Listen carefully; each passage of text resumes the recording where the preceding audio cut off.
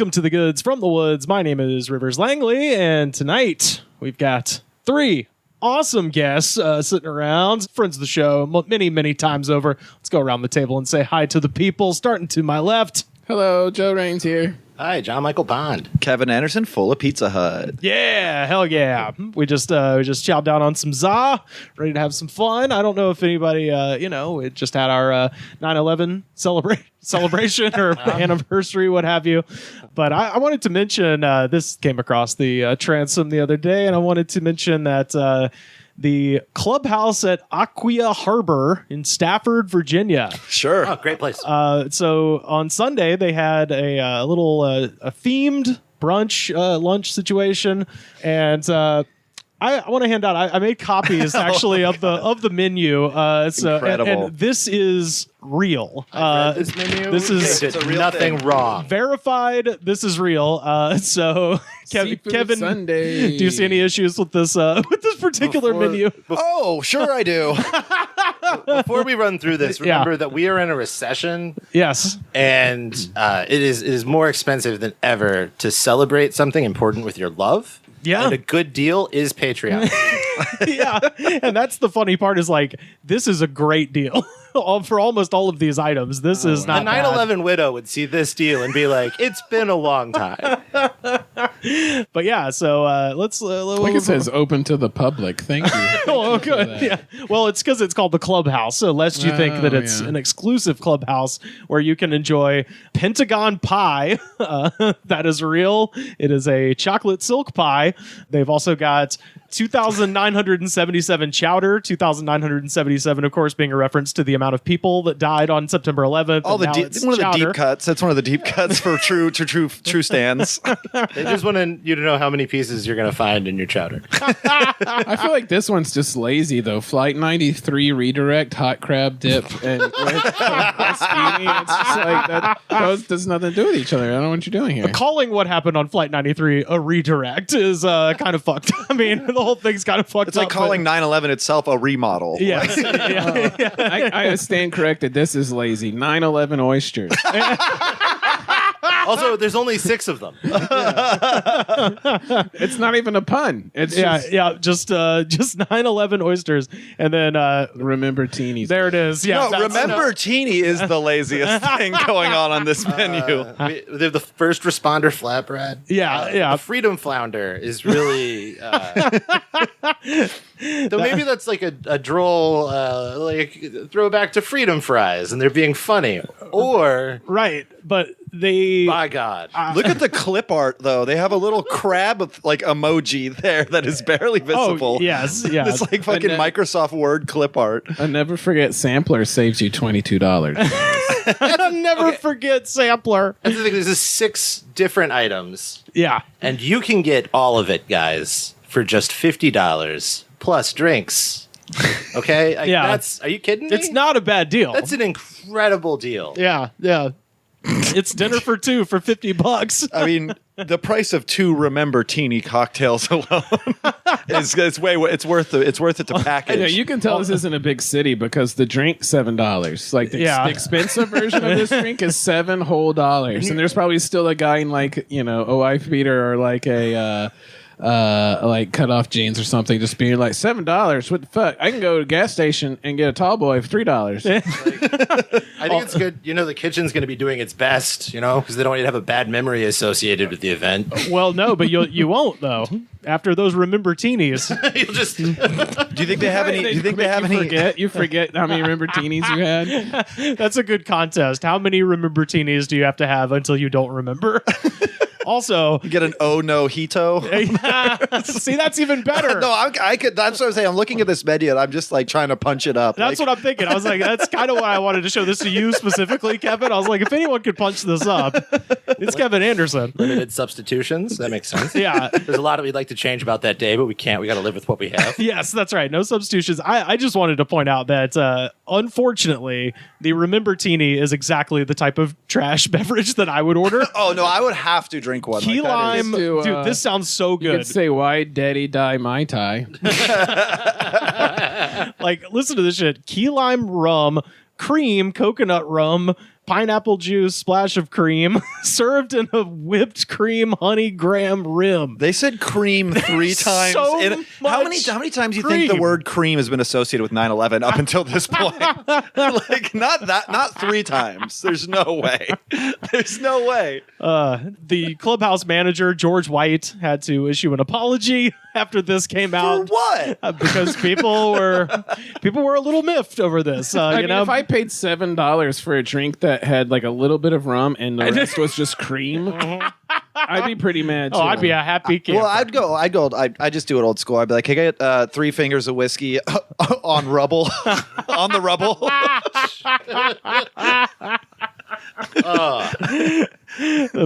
The manager says, "I apologize for those I offended."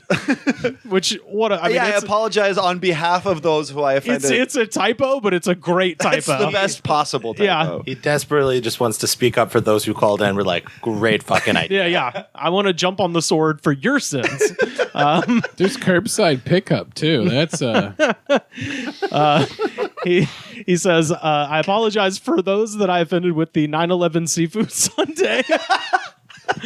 My intention was to bring attention to that horrific day 21 years ago. This guy needs Grammarly. He needs to get that. By the way, this episode brought to you by Grammarly. Are you a bad writer? Well, are you an insane guy that made the weirdest menu ever? Plus, missed opportunity for a seafood tower. Yeah, the double onion ring towers. Yeah, like they do at Red Robin. yeah. Instead, they have Freedom Flounder, which is just like look on brand marketing wise, great stuff. Just like hire somebody, get somebody from Twitter, get like one of these Twitter comedians to punch it up. Get at KB Anderson Yo. Exactly. That's what we're talking about. George White, hit me up, bro. I'm very free. The last sentence here: to honor those who lost so much as well as those who gave everything that day, we will have a new theme tomorrow. And so now I'm like, okay, what the hell is what's the new theme? He just I like the idea of him sitting up all night, just like brainstorming themes, just like yeah, like, all right, well, we did 9/11, that didn't work. What else is there? Yeah. Family comes in on 9/11. It's just dressed up like Hogwarts. Yeah. Or he just goes to he's just like, all right, so we're remembering the Boston bombing today. it's Right. They're all dressed up like Hogwarts, but it's too late to change any of the signage, so it's still 9/11 shit, but like Hogwarts. But they made it castle spires instead of buildings. Can I get Hermione's Remember-Tini? Hermione? Can I get the Boyle who lived? Oh man. Can I get some Voldemort? Oh God. That's Chicago. Oh man. That's a good one. Thank you, John. Well, Malort, of course. Terrible. Delicious wormwood Terrible liquor. drink. I had Malort that was aged in whiskey barrels because apparently Malort's trying to like expand their horizons. And Beyond that disgusting thing you have to drink on a dare when you go to Chicago. Or hang out with Sean White. What if that disgusting flavor had a little bit of a smoky oak goodness to it? Still bad. It's still fucking disgusting. Yeah, of It just course. costs $2 more. It's $2 more, but don't worry, we didn't forsake we know where we came from. The barrels aren't free, gentlemen. Yeah, it is the financial equivalent of tasting Malort. Well, yeah. Shout out to the clubhouse at Aquia Harbor in Stafford, Virginia. You did on Bow Cove Avenue. dude. Come on down to Bow Cove. Bow Cove. Bow Cove, dude. I had 35 Remember-Tinis at Bow Cove. I'll never forget that day. Now I have such a hangover. Now I associate 9/11 with something bad. Have you ever thrown up whipped cream and chowder in a parking lot? Not good. I do like though that it's got it's consuming raw or undercooked meats, poultry or seafood, shellfish or eggs may increase your risk of foodborne illness, especially if they were served to you on Flight 93 at the bottom. Yeah, that's right. Yes. It's a very weird thing. Weird last gag they threw it at the bottom there. Speaking of food and drink, Oh, you got some treats for us? oh, it is time, gentlemen, for I our thought this was over. ungodly concoction. So I've started doing a thing where if Sam and Carter are out of the room, I actually bring a drink that I like a lot. Oh. Because I don't want to, I don't want to subject, people who aren't here all the time to this kind of garbage. So there was a question that came in on Twitter. Somebody was asking the top 3 energy drinks that we've tried, and I've given this list before. My number 1, Ray's Baja Lime, which we sampled in the 1994 episode with Cal Clark and Brandy Posey. My number 3 is 3D Liberty Pop, which we tested out when I got back from the music hills changed. of South Dakota. Music changed so much after 9/11. Liberty Pop and all that. Liberty stuff. Pop, yeah. And I still consider, because every energy drink company is like maneuvering to be the king of like the bomb pop flavor. What is a bomb pop flavor? You know, like you get the ice cream that's it's a popsicle and it's red, white, and blue. Yeah, so there's a bunch. I mean, the a la Ninu, this company we're about to try here, they've got a bomb pop, subpar. Fucking C2's got one, subpar. Like everybody's trying. Nobody's come close to 3D and the Liberty Pop. So that's my number 3. But my number 2, a la Ninu, that's Cherry Slush. Cherry Slush. Yes. So this is a product that not only have I tried it, I go through a pretty significant amount of these during my week. Do you order it online? No. They got these at Wally World, my friends. Got it. Yeah, they got them there. They got them at Target. Ralph's has them. They're pretty widely available. Alaninu, come to find out, is owned by Snapple. So pretty much anywhere you can get a Snapple, you can get an Alaninu. Devilish wizards. Yes, I thought you were exactly. going to say Nazis. I thought you were going to be like Alaninu. That's Fanta. Oh, That is Fanta. That is literally The Fanta. energy drink tears never caught on. But yeah, this is Cherry Slush. So, I always do this with a bit of hesitancy because I do love this so much. So if you guys don't like it, it's gonna break my heart, and I'm gonna scream. I'm as good as a white trash sommelier as anybody else. I am here for the experience. Oh, let's get this Foley. Oh, there it is. Hear that just a fizz? splash for me. Just a splash. Okay, Give me a healthy dose. Just a little splash. I'm on a diet. Give me 2 fingers on the guess rubble. what, JoJo? This shit's sugar free, baby. I guess I'll shotgun a can. You looked ripped, Joe. Yeah, you. it does. You do look good. It does indeed. I'm trying. Well, Cheers, it smells folks. like it's going to taste like it's going to taste. Yeah. it's so good. The Cheers. table. Make eye contact while you drink it. Oh, I love it. What do y'all think? Woo! It tastes like a pixie stick. Hell yeah, John's having an issue. It's not bad. It's just really sweet. Yeah. I usually put a bunch of ice on Yeah, it. no, you need to cut this. Yeah. It tastes a little bit like after you get a fluoride treatment in your teeth. Oh shit, you're right. Yeah. Wow. Which I didn't necessarily hate as a kid when I went to the dentist. Yeah, you'd have to stand with Well, your this mouth is- over the sink. Yeah, This is yeah. a rather troubling thing on the can. It says not a significant source of saturated fat. So there's saturated fat in this. It's not a significant source, but it's just not a- there's some of it it. is Why would you existing. put saturated fat in an energy drink? So it sticks to your Yes, heart. it sticks to your heart. Exactly. It pins your heart down so it can't wiggle. Yeah, I did chug all of it at once in the true spirit of the show. I It downed is- mine immediately, so we'll see I mean, how I I feel. feel like in 10 years, Rivers is going to be on TV for like some 10 kind of years, weird 5, disorder from maybe. drinking all If- of these. If we're lucky, 5. If you've ever drank the liquid from a hot Otter Pop that you found in your car, Yes. Oh, yeah. Yes, indeed. that flavor and sensation, but cold, Yeah, is what yeah. this tastes like. Well, the scarier thing is that there is no sugar in it, which means that there's a lot of other stuff going on to make it taste like that. There's 1 gram of alcohol sugar in there. Oh, What is the pour me a double. Oh, yeah. You're fucked up, dude. what's the artificial sugar? Like, what's the sugar that it does? I mean, I assume it's aspartame. 200 milligrams of caffeine. Yeah, yes, indeed. The artificial sweetener is just toothpaste. Aspartame. Yeah, I believe so. Okay, that explains. Has it got any confidence in it? No, God, no. We've moved past those days. Where was it? Where's Oh yeah, this no, made? it doesn't have adaptogens though. No, That's no adaptogens. Ah, no fuck. road. Was it no made in rhodiola. a houseboat on the ocean in international waters? Oh man, No, I think it's made in Louisville, Kentucky. All Ah, right. there you go. it like coats your mouth. It sure Like, does. It's not going away. They That want to tastes keep the sweet with you. Just 8 Yeah. hours from now, it'll still be tasting sweet. Like when people are like, if you drink a lot of like Coca-Cola, it'll fuck up your teeth. And I'm like, sure, if you like guzzle Coca-Cola all the time, but like, it's not that bad for this. I'm positive is coating my teeth. Like I feel like I just ate like a fruit by the foot, and like 2 minutes ago, and I just have Yeah. roll up residue. Yeah. It's definitely loosened one of my fillings. It's digging around.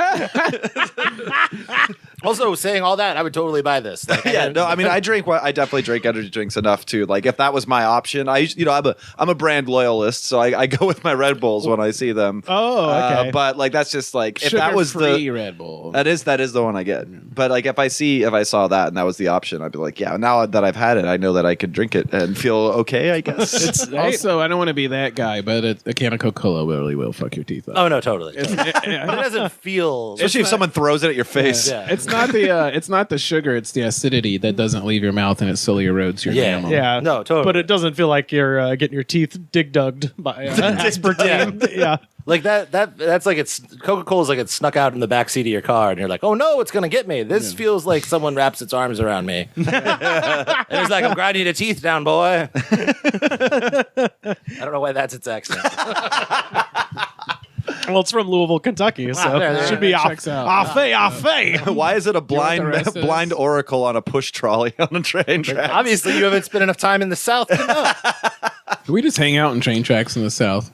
I've hung out way too many times. That's where you Some train tracks. that's how you get your nickname, you know? Boxcar Willie, Bindle Bob. Bindle Bob. Burning Sofa Tony. Playing chicken. Yeah. BST? BSD, yeah. That's when a sport was a sport. Grooving was grooving. And dancing meant everything. We were young and we were improving. Laughing with our friends. Home hands mean something, baby. Outside the club, cherry bomb. Our hearts were thumping, said yeah, yeah, yeah. Yeah, yeah, yeah. So we got to return to a figure that I can't get enough of. And I got to say, shout out to MC Birdface and at Kagan and a couple of other people sent this to me. And God bless y'all. You know my heart. Mike Lindell. Oh, yeah. It's the gift that keeps on giving. As I said, much with the Alex Jones trial, Mike Lindell also an endless pinata. Candy will not stop falling out of this. You don't even have to worry about him deleting those text messages. No, fuck no. Those are still there. He's probably got them framed on his wall. Yeah. He just has them separated into different group chats. And I wanted to say shout out to at Hobo Eddie who sent me for my birthday, so I didn't have to actually spend my money on it and feel okay. The Mike Lindell autobiography With a holographic cover. That features a picture of him as a crack addict and then as a successful businessman. It looks the same. Looks like a conservative DVD about Hunter Biden. I think we might be watching that for the Patreon coming up in a minute here. That's going to be my Halloween costume. Is Hunter Biden? Yeah, Hunter Biden. Yeah, do it. Dude, I've been working out like 3 months solid. I need a reason to take my shirt off in public. I'm into it. There it is. But yeah, Hobo Eddie sent this to me, and I have had the busiest summer I've ever had. But now that things are slowing down, I'm making a commitment. There are 44 chapters somehow in this book. So for the next 4 weeks, I'm going to be doing 11 chapters a week. So I'll be coming up with a book report every week, starting next week It'd be on. so dope if this is how you made a heel turn. Was that Oh, I've told you. That's my end game here. You know, if the whole comedy thing doesn't work out, right wing heel turn is the grift. Like, for the love of God, it's so easy. Yeah. It's the easiest thing in the world. But yeah, the book is called "What Are the Odds? From Crack Addict to CEO" by Mike Lindell. And Is there an about the author that we get a little preview of right the now? whole thing is the about the author. Oh, no, I mean, like a book is blurb, a book jacket blurb. No, because There's so many pictures in that. Yeah, no, it's a bunch of pictures. So many pictures. Yeah, it's a lot of picture pictures. book. It's a lot of pictures. So I'll. It would be incredible if you latched onto Mike Lindell now. yes. Like on the way down. No, guys, seriously, he's incredible. No, I was telling somebody because I went with friends of the show, Paulo and Eric Nelson. We went to the Mall of America when I was in Minneapolis, and they have a MyPillow store there. And there was one guy working behind a register and just was taking phone calls, like for mattresses or whatever, for pillows. And then there was another guy in there who just had his arms crossed, who I think was legitimately there to just stink eye, like people who were there to laugh at Mike Lindell because I just walked in with the biggest smile on my fucking face, and this guy looked at me like I had just kicked his dog. Like he could tell. He was literally the irony police. Yeah, he was. They have irony police. They're like, I mean, you did fucking kick his dog. I mean, Mike is the dog for sure. Yeah, and you're yeah. emotionally kicking him over and over again. yeah. But yeah, Mike has been in the news a little bit recently. MyPillow CEO Mike Lindell said FBI agents pulled up to his car in a Hardee's drive-thru in Minnesota and seized his phone. And I Give me that. yeah, like literally, my favorite is so he has his own radio show, obviously, because they'll let any old fucking maniac get a podcast these days. Lindell said that he and a pal had decided to pick up food at a Hardee's in his hometown of Mankato after a fishing trip when 3 cars pulled up and surrounded his vehicle, blocking him from exiting the drive-thru. And this is his quote: "I said to my buddy, I said, that's either a bad guy or it's the FBI."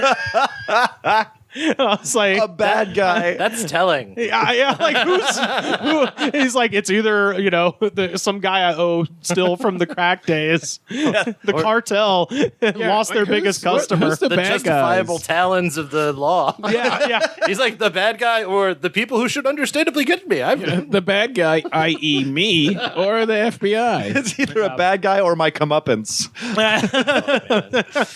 Wait, what? I apologize if I missed this. What time of day was it when it happened? I believe it was just during the day. He said it That's- was yeah, on the just- way back from a fishing trip. And then he's like, Imagine crime's coming to get me at 2 Yeah. in Mankato.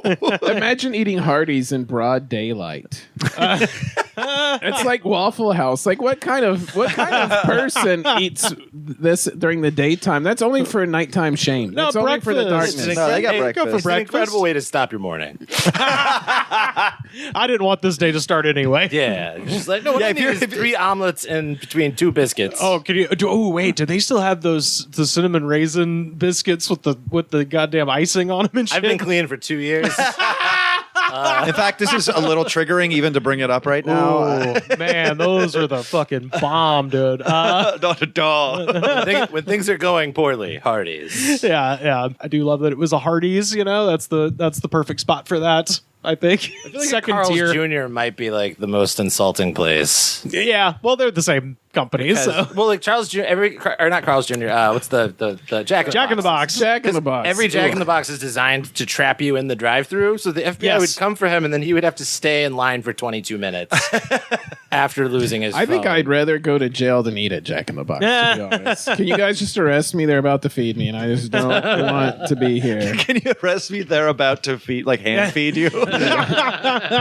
Hey, Just spooning curly What? fries into your face. Yeah, when I was still eating fast food, I went to Jack in the Box one time, and there's this guy who was working there, but he had like none of the work clothes on, and they clearly just were like, "Fuck it, just do it, dude." So he's on the register in a Stone Cold 316 t-shirt. There's like no hairnet, no hat, no like ear thingies. He just has wearing his street clothes. Just like, what do you want? And it's just like, do you work here? Like, It's like, nah, but I know where all this shit is. I'd figure it out. I've definitely worn exactly what you're describing to my pizza jobs in the past, delivering pizza and shit. Nice. Street clothes. Who Tip you cares? so much in a Stone Cold shirt. Is there any? There's no real difference between a Hardee's and a Carl's Jr. Because I grew up on the West Coast, so I've been rolling with the punches on this Hardee's talk. But for me, it's Carl's They're Jr. the exact. It's the same Yeah, thing. I think it's the there's same there's no infighting between which one's better. No. It's not like Zanku. Yeah. Okay. Yeah, no. Gotcha. The only difference is that sometimes they have a Mexican food attachment. Yeah, place. sure. and I feel like Carl's Jr. commercials used to be more fucky. Oh, they were were- really they were they the were most. real sex. The Cindy I feel like- Crawford. I feel like Yeah. Hardee's was like Paris Hilton? was like barely on that, and then Carl's Jr. was like, no. What if she no, fucks a this is- car? This is boners and cheese. What if she just straight up raw dogs a car Yeah. and spills shit on her face? I always wondered who is that for? Swinger couples. Do you want to fuck me or this burger? Both, baby. we got shot down at the bar by every single girl we talked to. Do you want to go to Carl's Jr.? Hey, we saw you at the end of the drive-through, and we thought you. Would you put these fries in my asshole, please? How many honks is it for we like your vibe? Yeah, what's the shoe tap equivalent? Pop, pop, pop, pop, pop, pop. But yeah, I think on the, what is it out here? Is it green burrito or is it That's what they red call it burrito? out on the West Coast. Yeah, so when it's a Hardee's, it's called a red burrito. Whoa, but it's the same, controversial. It's the exact same goddamn thing. What is the marketing there? That is, I don't know. I mean, I think Isn't it's that no. like I'll tell you exactly the marketing. The marketing is they did not trust that their customers would be like, wait, they're doing Mexican food now, so they invented a fake Mexican restaurant to merge with. oh sure. So it seemed No, less Taco crazy. Bell did that with ice cream at one point, or yogurt. I remember TCBY Oh, was yeah, always yeah. and The country's best yogurt. I will hear no besmirchment of TCBY. Don't you? incredible. Don't you? But do am I that. wrong? It wasn't Taco Bell. Like, aren't they? Didn't they invent that? Or am No, I? I think they just had. They just had that. Hush Okay. your mouth. TCBY has a proud and long I thought it was. history and tradition. I thought it was Taco Bell yogurt. Like, I thought that's Absolutely TCBY not. Taco Bell yogurt. It works. You can speak that shit on Dippin' Dots, but don't you dare come for TCBY. Joe sounds like a Mormon shock radio host right now. So Lindell's phone was reportedly seized in connection with a 2021 breach of voting machines in Mesa County, Colorado. Allegedly carried out to a town he does not even fucking live anywhere near. Allegedly carried out by a woman named Tina Peters, who is the county clerk of Mesa County, Colorado, and she is facing state felony charges for tampering. Like again, this is why this is an endless pinata. This is the name. Conan James Hayes, a professional surfer and the founder of RUCA, which is that RVCA, that fucking surfing. Rivka. Yeah, yes, it's pronounced, Rivka. supposedly, apparently it's pronounched RUCA. I thought it was It's like churches. Yes, yes, it's just Latin. Lexington, West Virginia, or something. Yeah. Or Richmond. It was Richmond, yeah. No, so the founder of this and a former professional surfer, he is accused of impersonating a local tech worker to help breach the machines under Peter's direction. So she hired. So he did an Ocean's. Wait, he did an Ocean's Surfs Up 11. Yes, he did it. He did a Point Break. So you have to assume he went in there with the Trump mask. To I do like the deed. idea of a professional surfer living in a landlocked state, though. Right. Well, no, he That's went when you're there. fleeing the waves. Well, unsurprisingly, can't quit you. he's from here, and he went there to do election crimes. What kind He's of a fucking- surfer is a Trumper? Aren't they supposed to be He's all a- like chill? And So shit? he's the founder of an extremely successful clothing company that he sold for, I think, like millions and it's millions 'cause of he's dollars, rich. and he's loaded. Well, you forget that the Orange County has beaches. Yes, yeah, There's it's a lot exactly. of surfers that vote wrong. You're rich. You could just pay a guy $60,000 to go do that in a landlocked state and keep surfing. Like he's in it for love of the game. Yeah, no, Yeah. that was like I took a pay cut to do it. Like, No, he Somebody absolutely. should just give me a fuckload of money and see what point I become evil. I'm willing to bet it's a lot less than you think it is. That's the right wing backlash when everyone who is trained like in social media is silently breaks and goes evil is going to be hilarious. Oh yeah. It's going to be terrible, but it's all like the quality of the jokes are going to step up. When Everyone's going to be like, I don't believe this, but check this one out. when I heard I'd punch a baby for $80. To be honest. when I heard his name and the job description, I just am picturing Dirk Diggler from Boogie Nights, like just the dumbest man on the planet, just being like, "Yeah, I'm gonna be a secret agent." So I was definitely picturing Ryan Sheckler the whole time, just cut and like so hot and and athletic. his disguise, he's just wearing a tie but no shirt. He's like, "Yeah, I'm on official duty." I'm a businessman. I have a tie. I'm a businessman. He's got like a Green Day tie, not even tied around anything. I know what you meant when you said Green Day tie, but it is funnier to imagine a tie that has a print of Dookie on it. Yes, yeah. No shirt, board shorts. Don't want to be an American citizen. He's literally tracking sand into the polling place. It's just like, what the fuck are you doing? This is Colorado. Why do you have sand? Do you all guys over have a chronic tacos out here? Do you know it's owned by Wee Man? That's Wee Man, Jason Acuna, my boy Jay, dude. Wee Man.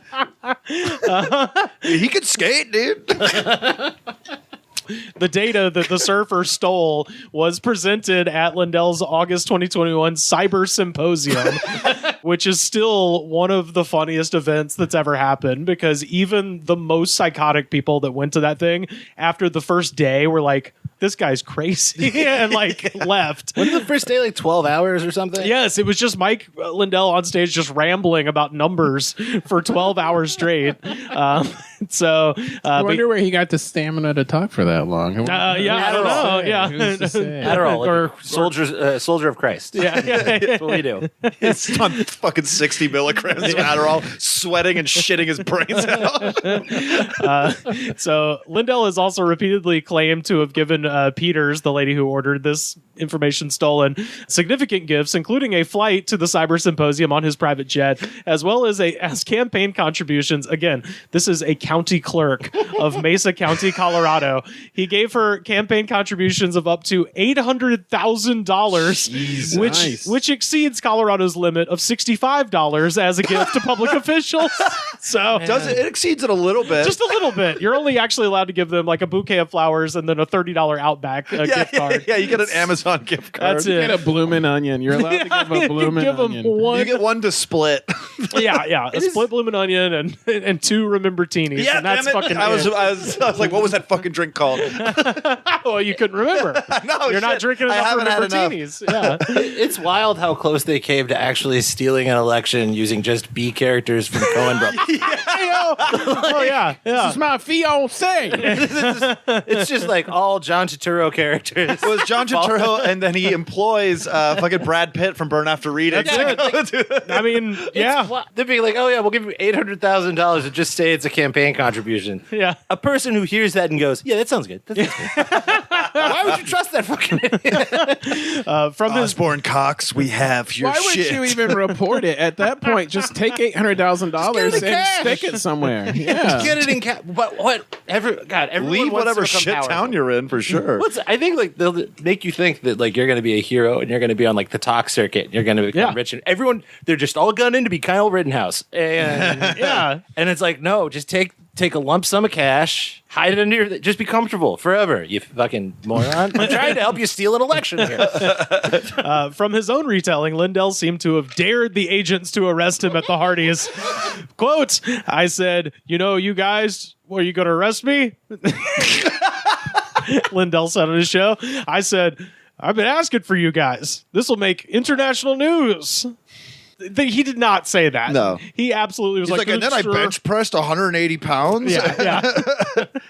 And this hawker will show me her breasts. I was thinking, where is a place I will already have no dignity, so they can't bring me any lower. So as I dug into my roast beef barbecue onion ring sandwich, I looked them in the eye and said, you can't hurt me more than I hurt myself. I'll see you in court. I stopped smoking crack and still got here. Pulled over at the Hardee's. You want to go toe to toe with a red-blooded American with grease in his veins? The officers eventually informed Lindell that they had, quote, some bad news and told him they had a warrant to confiscate his cell phone. He said, if I don't give it to you, will you arrest me then?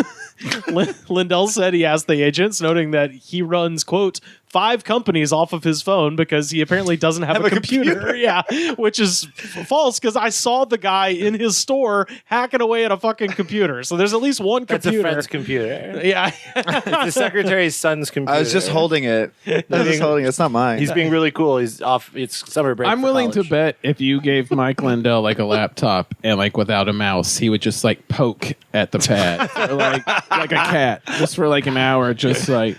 Well, he's got to have like an iPhone 6 too, right? Like this is all cracked and shit. I run 5 companies on this. Every boomer is great with their cell phone. Like, try to take a fucking iPad away from your mom and like lose a hand. Like, it's so like I fully believe that he's like, I've never learned how to use a laptop. I can just use the poke interface. But then he does call up his friend after from his landline and go, could you post on Facebook that I've been hacked by the FBI? If anything that I put out is hack, I got hacked by Instagram.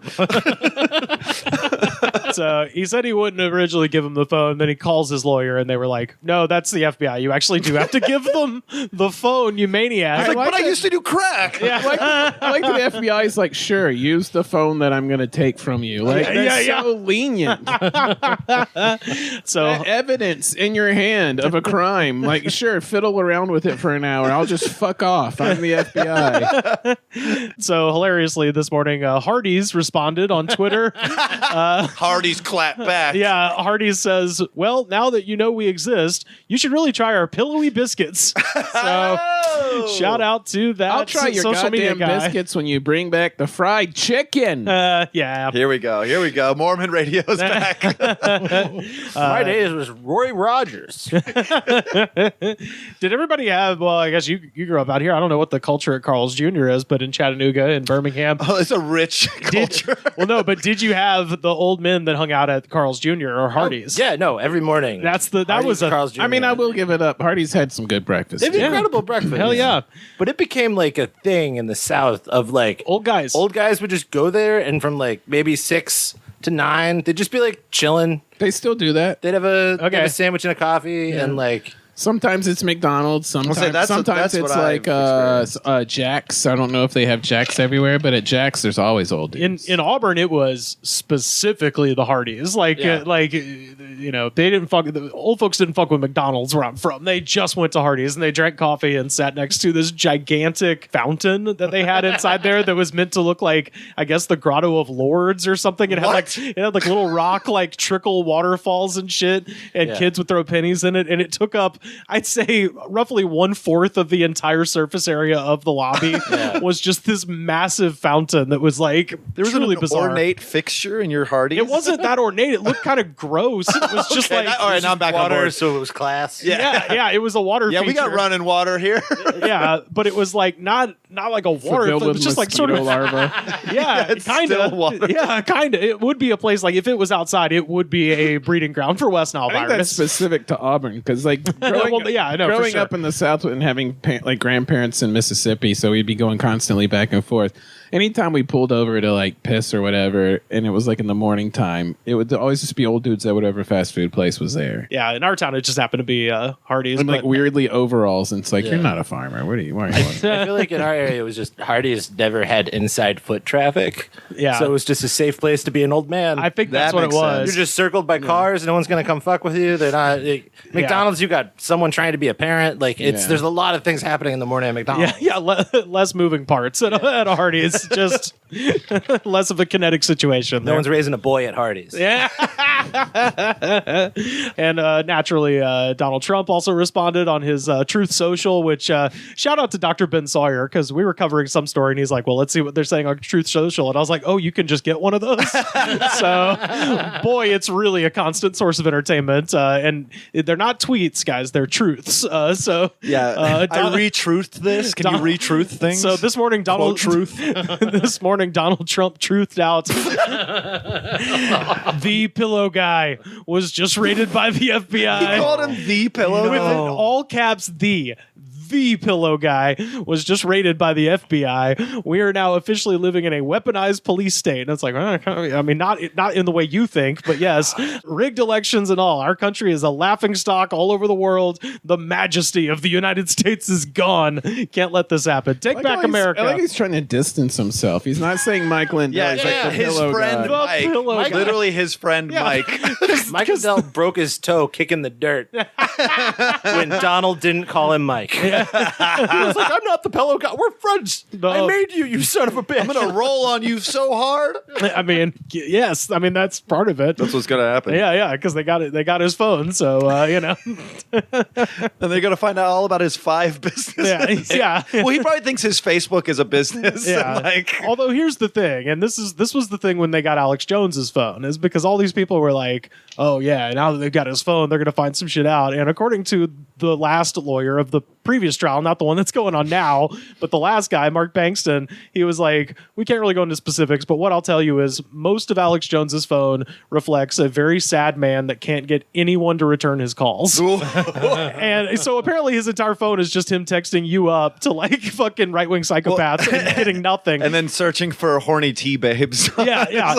So with Lindell, I don't doubt that he was involved with this Tina Peters woman and all this stuff, but these psychos are just out here. They're begging. They're doing their own shit for the clout. Like, you know, if Trump is connected at all, it would be some stooge further down. Like, the man does not have the ability for complex thought. No, not at all. I know it'll never happen because of classified reasons, but I do hope they take Trump's phone someday and they don't leak the text they just leak his contact list so we can find out how he saves people's names. Yes. Oh, fantastic. Just the pure dismissive memory, like Veronica half tits. Yeah. pillow guy, crack, pillow guy, Pillow clean. guy, crack. Pillow guy, 9/11. Black guy, rich. Black guy, less rich. Wife, the dead one. Wife dead. Yeah, wife dead. Parentheses, Son. dead. Other That one was son. just resaved as clear taxable asset. But yeah, so anyway, that's what's happening in Minnesota. Look for my book report part 1 on what are the odds coming next week. But it's in what is proved to be a weird week for second tier fast food joints. Last Saturday, a 61-year-old man named Jan Stowovi of Hempfield, Pennsylvania. All of this sounds like I'm making this up. Was arrested after bystanders alerted authorities on an armed man donning a rainbow clown wig and yellow safety vest who was about to enter a Dairy Queen in Delmont, about 35 to 40 minutes east of Pittsburgh.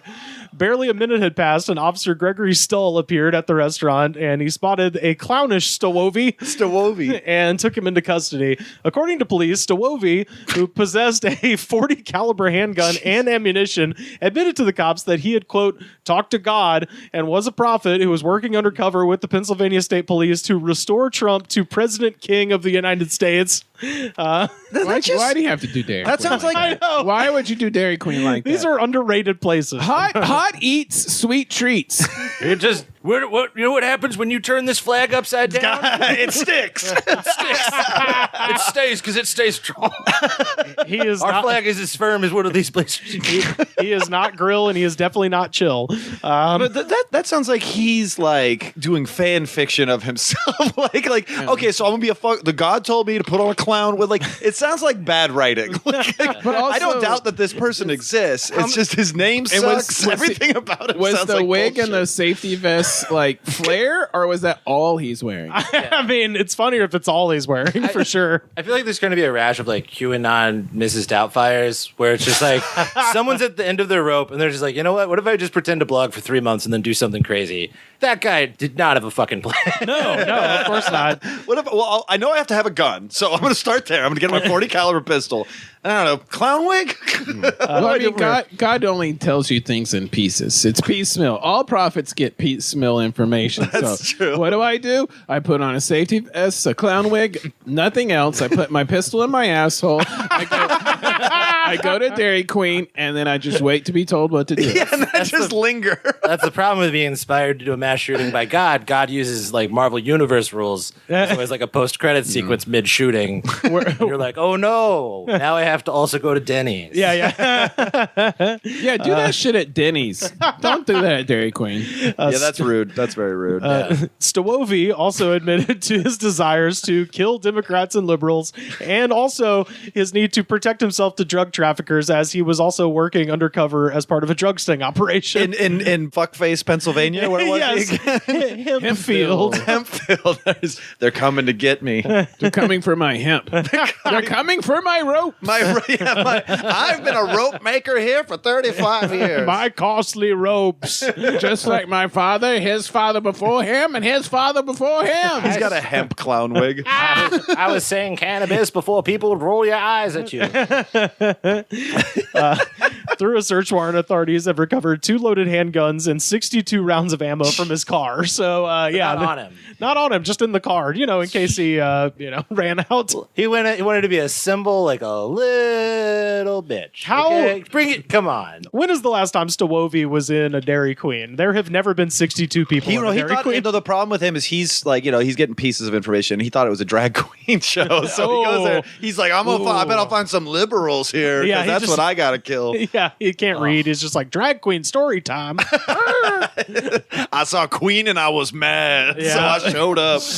And I just, I had to get there so fast I didn't have time to change out of what I was already wearing. So I had to go if you're a straight good there. person and you can't read, that's sad. But if you're evil and you can't read, hilarious. Oh, you can absolutely, you can definitely unlock problematic stuff by being shitty. Like, if you're illiterate and you suck, we get to totally make fun of your disability. Oh, yeah. People are like, what does it say when you make fun of R. Kelly for not being able to read? Be like, he says fuck that guy. It's not about your nephew who has a hard time. Well, what do you think my nephew's going to think when he sees your tweet on my phone? You can't read it. What are you worried about? Are you reading tweets to your child? Maybe that's what's wrong with them. That's why I don't put alt text on my mean jokes about the blind.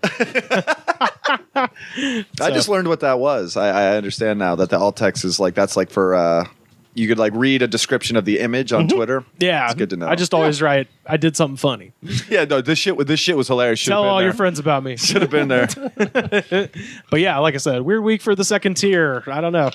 I've been like, that's weird because I've been like craving Dairy Queen lately. Hey, I used to go all the time in Sacramento. I know there's a couple out here. no, Oh, yeah. they're- Blizzards? No. Blizzard? I basically just want a Blizzard. Oh, really, is okay. what it If you is. just want a Blizzard, the Burbank Mall's got you. There you go. If you want the full menu, you got to go to Anaheim, friend. Ah. Yeah. So if you want that, They don't do chicken tenders. They don't. It's just ice cream at the. Oh, yeah, they It's next to an Orange Julius. Yeah, Oh, yeah. okay. You can't compete there. Yeah. Well, no, they're connected. They are now the same thing. It's like a Carl's Jr. Red Burrito situation. Okay, Yeah, they that's merged. That's Yeah. Yeah, we're now Dairy Queen / Orange Julius. Yeah, they are. We got a point, and we're just a dairy part of the Dairy Queen. Yeah. this is the thing that red pills me. I feel like even Orange Julius is like, we're still a thing. Yeah.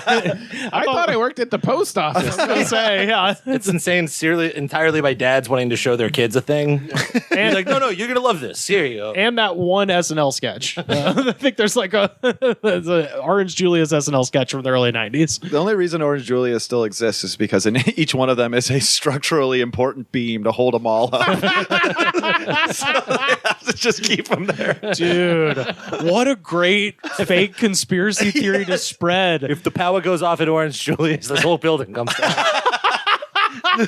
You're wired by a madman. Oh my God. Yeah. Like the actual Orange Julius is just this like nefarious cornerstone. architect. Spend all this time on the Denver airport. Meanwhile, I was just about to bring in it their up. actual local mall. I just heard about that for the first time because I was in that airport last week, and You my were like- girlfriend's from there, and she was telling me all the stories about how it's like a big like Satanist stronghold. Yes, or yeah. New World Order. Fly in that airport, you will immediately be like, "This is a pagan place." I mean, the big blue horse with the red evil Lucifer. eyes. Lucifer. Lucifer. Killed Yeah. the guy who invented it. Or, Yeah, like, fell atop him. That from is what the I heard. fucking craziest thing ever. Yeah. I'm so glad. and this then they came kept up. it. Yeah, and they kept it up. What could kill you? What, are you going to anger it? They just wiped its creator off its nose, and then Yeah, were like, yeah. all right, All right. paid a lot of good money for this. Try to hijack a plane from here, motherfucker. Hoisted into place. Hoisted up. Protected by the dock lord. You're gonna love 'em when you got 'em. You're gonna want 'em when you don't.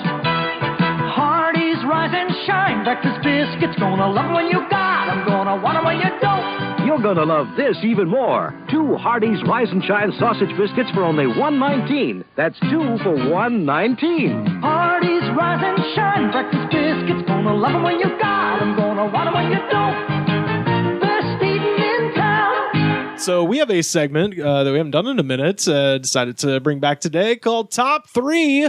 So we reached out to the Goods from the Woods Studiverse on our Twitter at the Goods Pod, asking people for topics on top 3 lists. So we'll go around. I've selected 3 here. First up, and this is very pertinent to this evening, at _WrestleTrash and Zach Kowalski both had the same question. So we definitely had to hit this one. Hey guys, Top 3 pizza toppings. I've got mine listed out, and I literally ordered my we bottom might- 2. I was gonna say have we already consumed some of yours? Yeah, number 3, pepperoni and bacon. Fucking, that's hard to fuck with. Yeah. Great Yeah, combo. pepperoni do you consider bacon. that combo one topping? Yeah, I am, because it says top 3 pizza toppings. I'm just saying, as a guy who's worked in pizza, there's not going to be a time where I'm not going to have at least 2 things going Worked in on. pizza. Yeah, I'm a pizza man. look, I'm an artist. I work in clay. The fact that he's in the industry means we all can do more toppings. What? which is- Yeah, that's what I'm saying. They Yeah, arrested the pizza guy. Yeah, because I mean, frankly, if we're just talking one singular topping, like gun to my head, you can only have one. It's obviously pepperoni. Yeah. All day, every day. Right, so that's then it becomes an uninteresting question. So yeah, number 3, pep and bacon.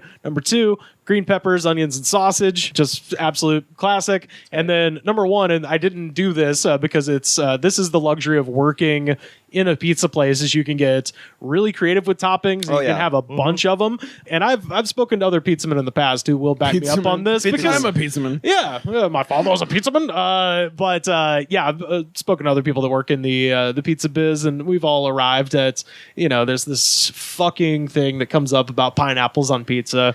People who work in the biz, we love a pineapple. Oh yeah, yeah. It gives you a little. I was a pizzaman in high school. Yeah. Did you fuck with pineapple? Ham and pineapple. You know what I do a little extra though? I like ham, pineapple, onion. Yeah. Okay. So that's what I was going to say. So again, this is purely from the perspective of somebody who's working behind the counter and has access to everything. This is my number one combo. When I worked at Hungry Howie's, here we go: bacon, banana peppers, onions, pineapple, and make it extra bacon if you're feeling frisky. That is a combo. That's eclectic. I like because that offset every one of those flavors kind of offsets the other. You've got like kind of a sour tanginess going on with the banana peppers. Got a sweet tanginess going on with the pineapples.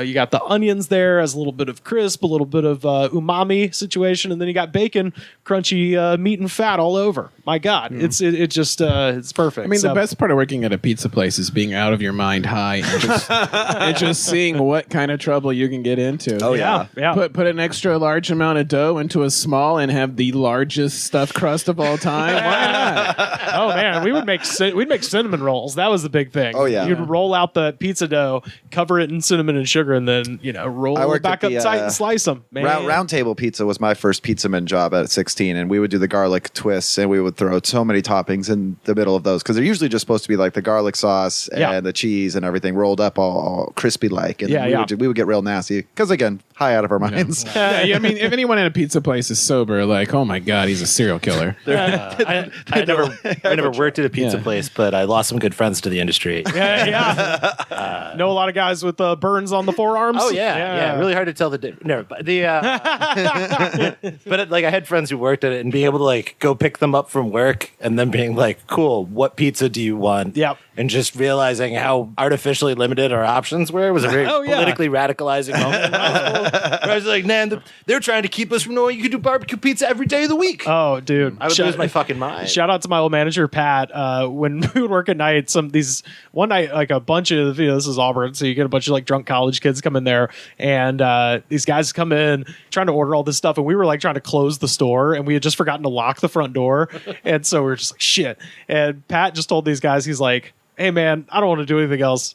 How about this? If you go bring me a 12-pack of beer, I'll let you come back here and do whatever you want. And then it just became a recurring thing. Every Saturday night, great. these same five drunk guys would walk in. I have a theory that working at a pizza place sucks, but you know what's really fun? Working at a pizza place for approximately 45 minutes. That's a lot of fun. That would be the best night ever. Yeah. So what do you got? That's my top three. Kevin, what you got? I mean, I got to say a bacon and pepperoni is definitely on my three. Number two that I found out, I'm gonna fuck with sauces on mine too. Oh yes, we're gonna please. talk about different sauces because usually you got to go marinara usually, but chicken, mushroom, and olive on garlic sauce is one of my favorite specific pizzas. All right. And we're talking like chicken strips, not like We're talking a whole rotisserie. We're talking just plop some nuggets on there. Plopping nugs, baby. And then spatchcock chicken. Entire spatchcock chicken on top. An entire chicken.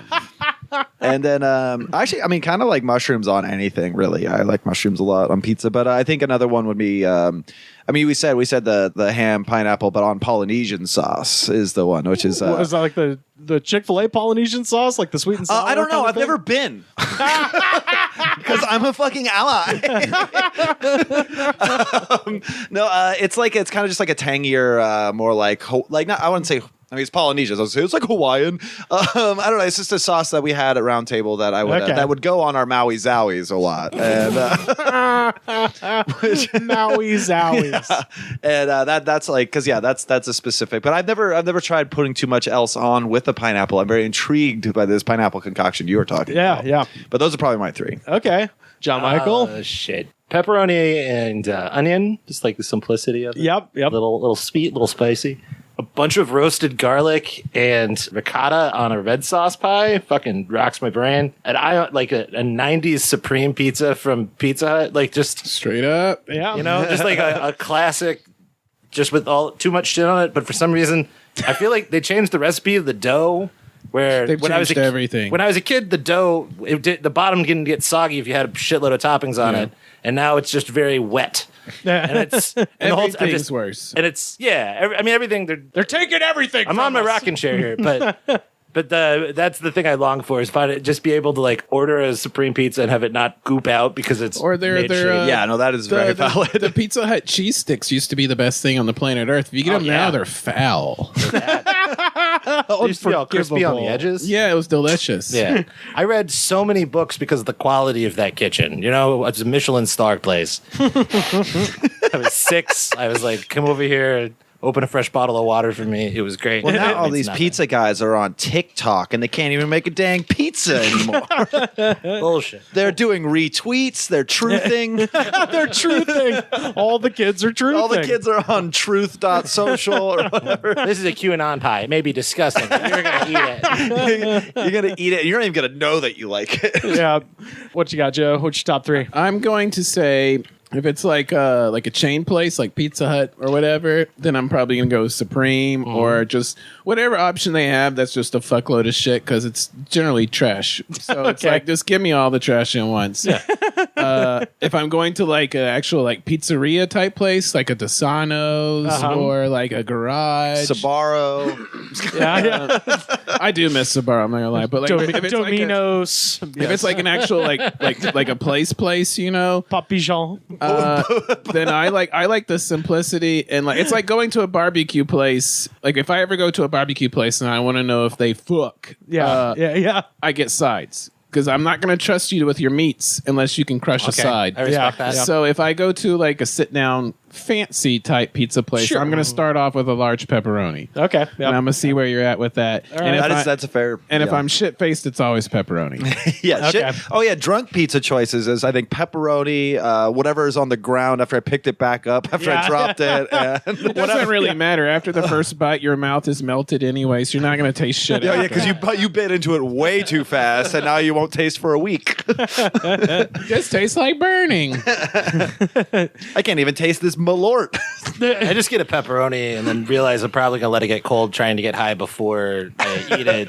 And they'll just cut up whatever vegetables I have in the fridge, put that on the pizza when I reheat it, and now I've saved money. So shout out to at Zach Kowalski and our Goods from the Woods heavyweight champion at _WrestleTrash. Thank you for that one. Next up, and I am very excited about this one to hear y'all's at Eric Nelson 31 aforementioned took me to the MyPillow store. He says top 3 piece of shit cars that you or your friends owned. And this one was very exciting because I had just 3 immediately spring to mind, and then I had more spring to mind. So I have 2 honorable mentions. My friend Chanel, his 1980 something Subaru Justy, which just look up a photo. We'll post a picture of this on our Twitter. It is just like the platonic ideal of a shit car. Like when you think of just a car that sucks, it is a Subaru Justy from the mid 80s. The other shout out, this car ran just fine, but aesthetically not the greatest. But my friend Raleigh, shout out his Volkswagen Rabbit, which just classic 4 on the floor. Anytime you rode with him, when he shifted gears, you weren't 100% sure that the car was going to continue moving forward. It was like a lurch anytime the gears were shifted. Yeah, I had that on the way over here. That's one of my picks. Oh, yeah. But yeah, those are my honorable mentions. Number 3, I'm going with my own here. 1978 Chevrolet Caprice Classic station wagon, my very first car. Oh, yeah. And it's not that this was a shitty car. It's just I was a shit driver, and the car I only had for 2 weeks because I drove it to Atlanta, which turns out I wasn't supposed to drive it any great distance. And You had me. I wasn't supposed to drive it. no, I mean, kind of. Yeah. Like, my dad didn't mention, like, oh, yeah, this thing is probably not going to make it a mere, hour and 45 minutes east. Yeah. So threw a route on the way back from Atlanta, and that was all she rode for it. But, boy, that was a fucking boat. Like, it was my dad's work car. Like, my dad was a house painter, and so we called it the paint car. And then when I turned 16, it became my car, and boy, it smelled exactly like paint. Like it was just the worst, and it was like driving a boat, as I said. Number 2, I know he asked for either me or a friend. This is not a friend. This is just a car that was so shitty and notable. I only saw it once. I only saw this guy once, but it stuck with me forever. And I have some pictures of it. That would be the strange pill head that pulled into the back lot of the house that a bunch of my friends lived at called the Funk House in 2007. I got a picture of the gentleman here. He had covered the entire inside of the car in, I guess he had gotten a hold of a bunch of like old circuit boards and like computer equipment, and had just covered. So I think he thought he was driving a spaceship. He's like, man, I'm in the future, bro. Yeah. And then on the dashboard, he's got a stack of 45 records and a dog, I guess, whose head wiggles when the car moves. You meet people who are like, I'm into counterculture because all of my friends live in shitty apartments and like unlistenable music. And it's like, have you ever like just casually met a guy with the inside of his car lined with circuit boards? You don't know shit about counterculture. It's like go to Auburn, bitch. Yeah. You guys talk shit about him and make fun of him all night, and then he's like leaving the party, and then the car starts to glow, and it just flies away. Who's a fool now? Yeah. Where I'm tweaking, you don't need roads. Yeah, so that's my number 2. And then number 1, absolutely, shout out to my friend Andy. I couldn't get an exact date on it, but I believe it to be either a 1989 or a 1990 Geo Prism.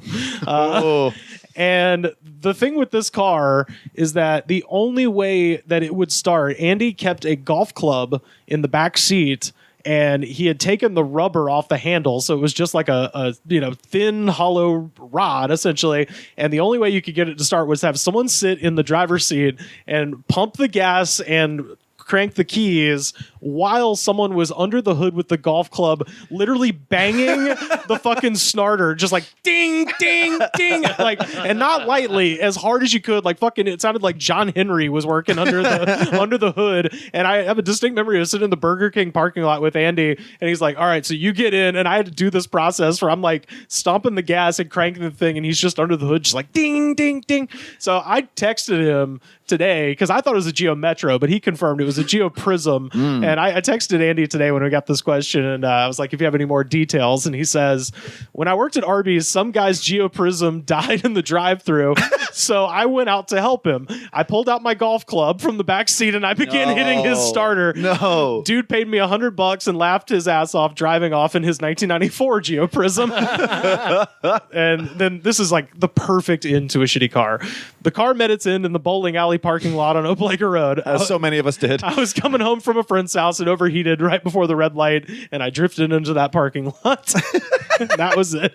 So wow. Shout out to Andy, shout out to Raleigh, shout out to Chanel. That's incredible. Yeah, it's those are my 3. What do you got, Kev? Well, I'm probably just going to, my 3 are probably just going to be in order the 3 cars my brother owned before he went into the military. Because my worst car I had was a 94 Nissan Sentra. That wasn't that bad, but it did have a racing stripe on it, which was very cool. I mean, that's cool. And then my current car is just kind of a shitty Camry. Like, it's just old. So there's nothing fun to talk about there. But my brother's 3 cars starting in high school, his first one was a station wagon. Don't remember the brand because it was called the Cat's Tongue Mobile, because of his skate crew called Cat's Tongue, and they were very into Bam Margera at the time, you know?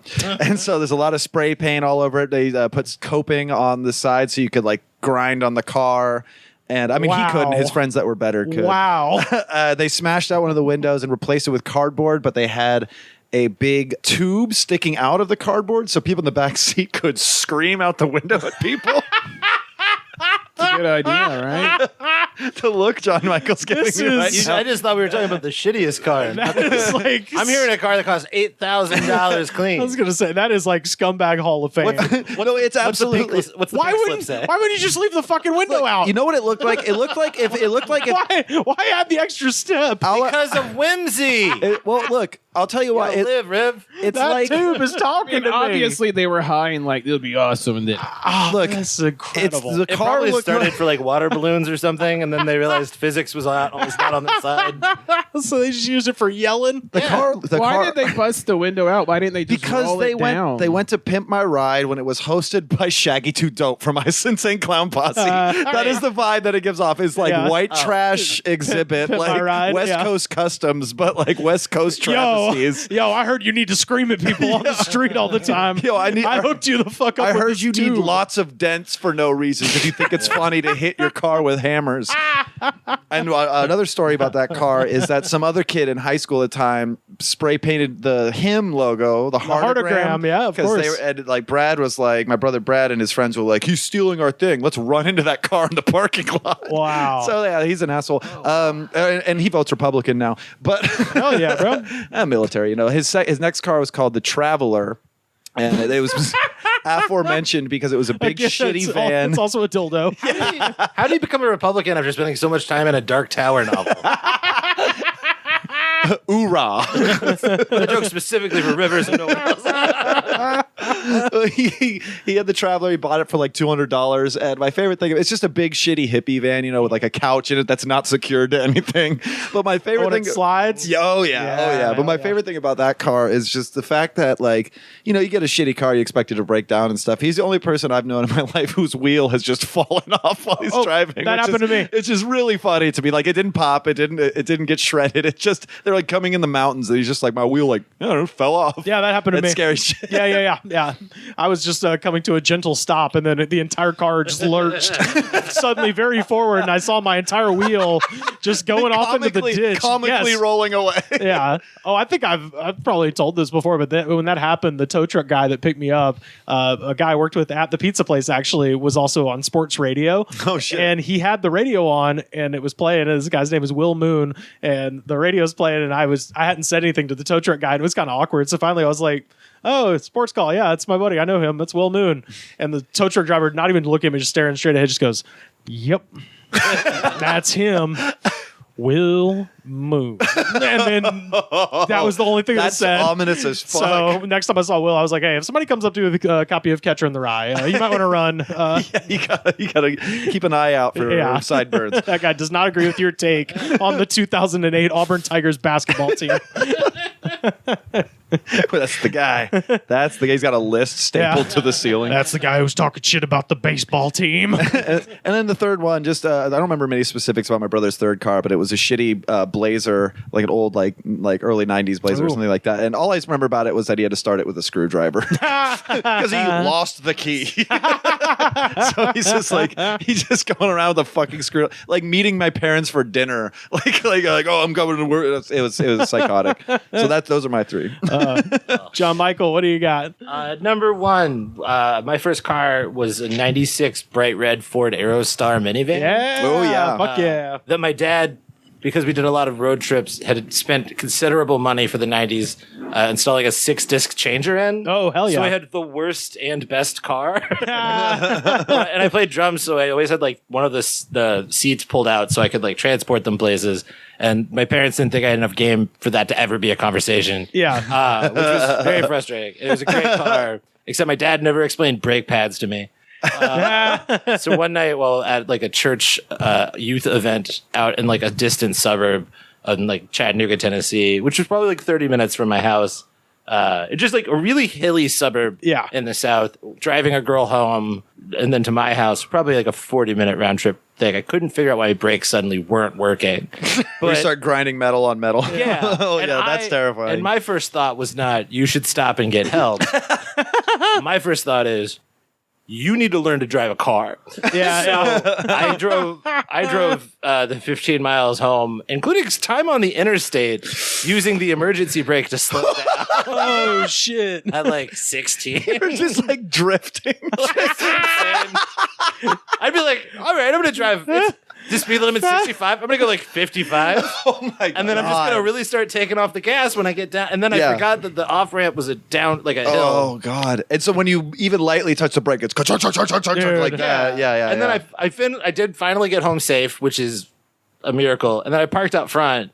And then my folks yelled at me for parking out front.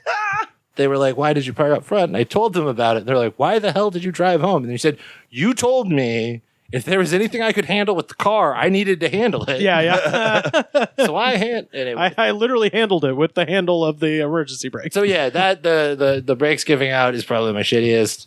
One of my friends in high school had a pickup truck, and I was playing foot drums. Like we were listening to Slayer, and I was doing double bass with my feet. Yeah. On the floorboard. And he was like, "Oh yeah, don't do that." And I was like, "Why?" And he's like, "Under the floor mat is a board." He just nailed a board where there was a hole in the bottom. Like, I was like, the seat could fall through at any moment. There's one plank. And he was like, "Yeah, just don't do the Angel of Death double bass." Yeah. Do the Flintstones song. Yeah, exactly. That's a yabba dabba don't. Yeah. And then at one point, I had a 98 Honda Accord that was my baby, and I loved it. But it had a heat issue that it caused my radiator to explode while I was driving Josh Wolf from a hotel to the Improv. And I had to be like, "Hey man, I promise we're going to get there before showtime, but I've got to go 10 miles an hour. Because if I go above that, my car kind of explodes." And at no point did it occur to me to just tell them to get him a taxi. Yeah. When I called them and told them about it, they were like, "Well, you better leave early so you're not late." Like, at no point did they suggest getting a taxi. Right. And then I did the show, and then the next night they were like, "Hey, we found someone else to drive Josh. Don't worry about it." And I was like, "Cool, so I'm still doing my spot?" They're like, "Absolutely not." So I was in a car so bad that it had a headliner request me not to host. It got you kicked off. You got bumped. My car got me bumped. You. It's a bumper car. I think watching your host have a nervous fucking breakdown as steam pours out of the hood, Everything's fine. driving in Buckhead in Atlanta. I was told to do your time. It's all these like fast SUVs driven by tiny women. Yes. Like on your ass constantly. Yeah. Buckhead is a nightmare. It's Karenville, USA. Yes. Oh, great. Yeah. And we pulled. It's just issuing pulled up billowing smoke. I pulled up to the valet with like water dripping off the bottom and like smoke still coming out, and I was just like, "Hey, we'll talk about this later." Park it closed. Just like I can't believe that the citizens of Buckhead didn't call the cops on you. Like, hey, there's a man driving a bomb down the street. it was like What venue was this? it was the Improv. or downtown Atlanta. But it was like, you fucking get a taxi. Let me hope. I obviously need the $50. Yeah, at least. Yeah. Like, no, I don't need. I'm doing fine. Everything's good. Yeah. Oh my god. Probably that's that I played it cool. Yeah. I'm doing 10 on this show. 10 miles per hour. Joe, what do you got? I've gotten a lot of like good cars, and then I've just absolutely degraded them to the worst car. Well, you've had the one that exploded, famously. It didn't just explode. Or it was lit on fire. It was lit on fire. Yes, yeah, I yes. guess after the fire, that would be Yeah. the worst one. I guess. That's not how you use a Nas tank, Joe. Yeah, no. I'd say I had a Civic where I had from various drunken bullshits. Like there was like a huge streak down the side because one time I was like crazy shit faced and was like, guardrail, let's see what happens. Boom. Let's see what happens. Yeah, it's a special kind of drunk. You're just like, which Motley Crue album do I want to relive? Generation Swine. For And then sure. like the front hood, my sister had backed into it. Like you do, and then like the driver's side door handle was missing, so you had to like grab a shard of plastic and like lift it up to get the door to open. That's incredible. Hell yeah. Yeah, and then like I don't know what had happened before, or maybe I'd done it, but like it like pulled real bad as well. So it was an absolute disaster. That would be the least of the worst, I guess. My sister had a Saturn. Okay, It yeah. was like a 90-something Saturn, and nothing was power on it. No power steering, no power brakes, no. It was a stick. No power steering. Like no, like when fucking- It was like the wheel of a ship. like literally when she had to turn. Sails up, boy. She would like have to lift her whole body out of the seat to like turn the car, so she'd just be like throwing her whole body in to turn the car. Singing. Well, I've had my power steering go out, and I know how aggressively difficult that is to do. Like, the lining and the entirety of the car, the lining came loose. Oh, I love that. Where you got the So, like- yellow shit in your hair. Well, no, like it was like fabric that would just hang down, so it'd just be like on your head. Like, Oh, okay. Not the foam itself. No, just the fabric, Ugh. and then the seats were all loose, so you're like constantly sliding all over the Just seat. constantly fucking up your part. Yeah, just all over the place. And of course, the windows didn't go down. Even they were manual, but they just didn't go down. Why would the they? air conditioner didn't work, of course, so it was just this insane It's just a hot box. Sounds like a Saw movie. I was It gonna was say. it was real crazy. Real proud of the way she literally one of the few bootstrap stories. She was it was real bad for her, and then she was like, you know what, I'm gonna go back to college, and then fixed it. A car so bad you go back to that college. Saturn was it was a lot. I don't really know of any other ones. Those are two. Okay. Worst, but, Well, you did make me think of an honorable mention. I just want to quickly mention Sure. real fast. We were talking about bad upholstery, and when I lived in the Bay where it was raining a lot, my Sentra had a real bad leak in the roof in the back, and it got so damp and disgusting back there that life started to grow. Oh no! A plant was growing, not a mushroom, a little plant. And I didn't know until I had a friend get the backseat of my car. I was like, "Oh, it's a little wet on the floor because there's this leak, and I haven't fixed it." He goes, "There's like a fucking tree back here." If your car is so gross it can get roots. It was like a tiny little weed, but it was life pushing through the cracks. There's two of those birds of paradise doing the mating dance at each other in the back. David Attenborough narrated over my car. You accidentally made the album a new metal album cover, just like a tree sprouting in the back of a Camry. Absolutely. And I remember that was a particular low point for me. I can't believe I forgot about that. Even think, oh damn. Man. Well, yeah. Shout out to at Eric Nelson for that one. Last one here at Harry_Hood. My buddy Sam. Shout out to Sam listening in Virginia. And this is a very difficult one, but so I just went gut instinct for mine here. But it is top 3 all-time comedy specials, and I'm going to say up top for mine. I listed albums. Okay. Because the special thing is, they obviously did it on HBO forever, but with the advent of streaming, the availability of specials is what listening to albums was back in the day. So that's very true. So, for the most part, I just went pure gut reaction, things I've listened to the most that cracked me up the most at the time. My number 3, Eugene Merman, On Guard Society. My friend Matty P, shout out, burned that, and I brought it over to my parents' house. My parents were out of town, and we all sat in the backyard, and I put it in a boom box on a burn CD. Oh yeah. And we sat there and listened to it. I was like, this is the funniest thing I think I've ever heard. Just unbelievable. My number 2, Patton Oswalt, 222, which is the extended cut. The extended cut of his first record, where it's literally him just getting progressively drunker and doing 222 minutes of stand-up, which is why it's called 222. And it's at the 40 watt, and it is the shaggiest ass album, but you're still God damn, even shit face, this dude is on fire. And that's from his first album, too. Yeah, and that's what became the first album. Yeah. They cut down to whatever it was, 70 minutes. 70 minutes or so. Out of the 222. And then to hear just the expanded version where, he's promising to do jokes that he just never does. So I still do. He's like, oh, I'll do that one, because people are shouting out requests, because the whole point of that was supposedly to just burn all of his material. Everything he had done up until that point. So people are requesting things. I'm I still don't know what the searchers bit is. It almost feels like he nods off at one point. Yes. Oh God, it's a mess, and it's fucking great to listen to. Give your dog as much of my muffin as I want. That's the one. My friend Caroline and I still when we see each other, just do the Dr. Pepper thing at each other. Just bitch, you move to the left side of the escalator. The right lane's for when you're going slow.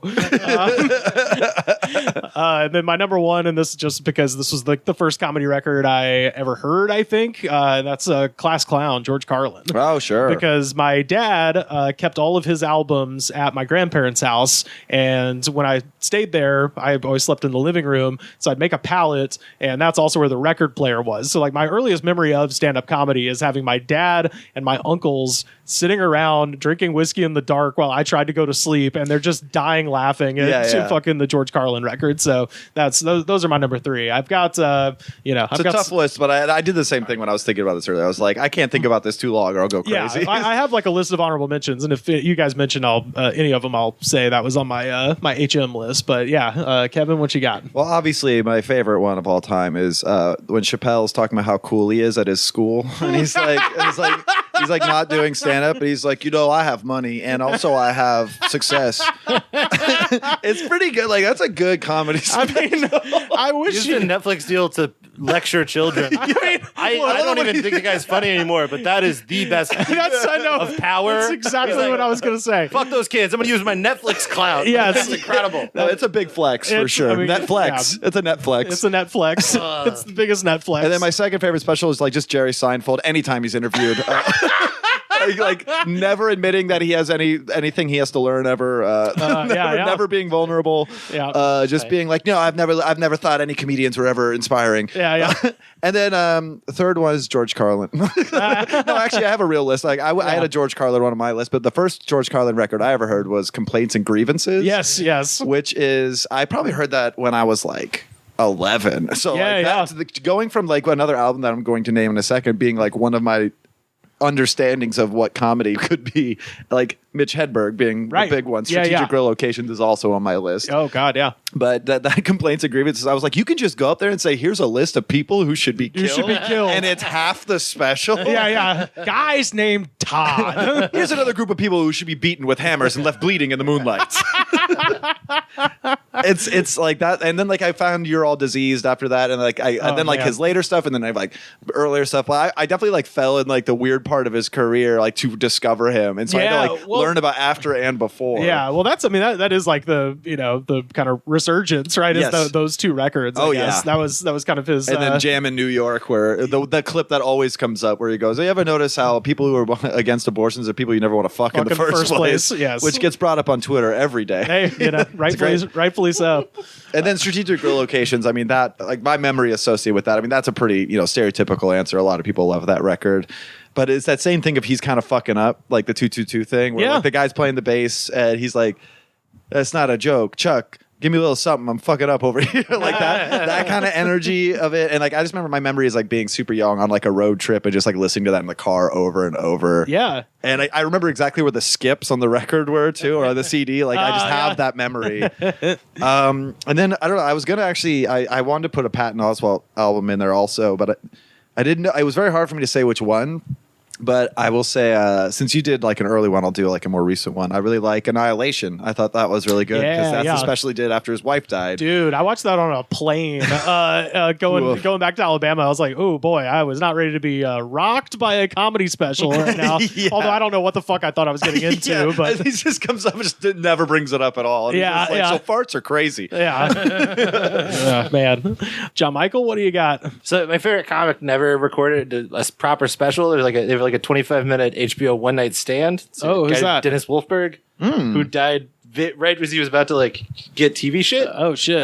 And the one night stand's only available in a like not complete form on YouTube. So oh damn! I'm not going to use that because I'm a pedantic nerd. I would say the funniest special of all time is Cat Williams' Pimp Chronicles. Oh shit! That's a good one. Is top to bottom the funniest thing that anyone has ever released. It makes me laugh so deeply and purely in my soul.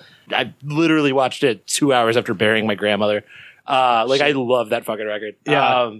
Then David Cross, Shut Up You Fucking Baby. That's all my honorable mentions. I bought that on my senior skip day.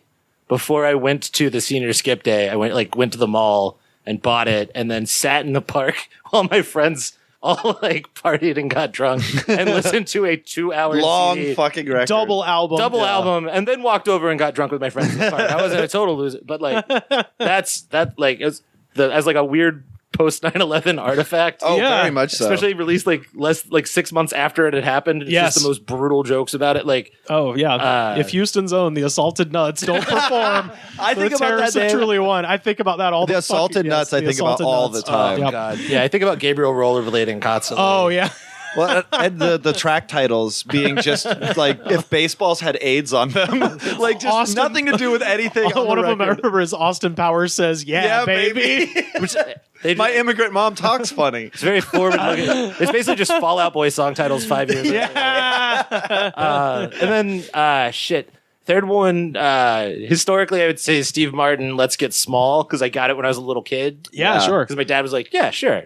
What's the worst that could happen? The worst that could happen is your kid's fucking weird for the rest of their life. And like I should not have learned about absurdism before I hit puberty. But like for my favorite, I would say my third is Bill Burr. You people are all the same. Yeah. There you go. The whole chunk about like anger and like learning to chill a dog out. That's my favorite Bill Burr special. That like might be one of my like top 5 favorite bits ever. Like that shit's just so sweet and funny and like it makes you feel bad about yourself all at once, and it's real good. Yeah, 100%. Oh man, well, I'm glad we have Joe here because Joe, he's the comedy archivist, man. You know it all. What do we got? Number 3. We're doing albums, right? Or specials. I open it up to the I albums. think albums for men of our age. Yes, that's crucial to know. I would say albums because I guess the kids today probably sit around and watch Netflix, but when I was a wee lad, you would sit around a boombox and listen to some shit you were not supposed to. Yeah, Adam Sandler. Adam Sandler. Oh, yeah. So I got a snake, man. Yeah. my number 3 would be Skanks for the Memories. Oh, there you go. Yeah. We would sit in the car and just listen to that on repeat, just over and fucking over and over. He is the Sex Pistols of comedy. He's one album.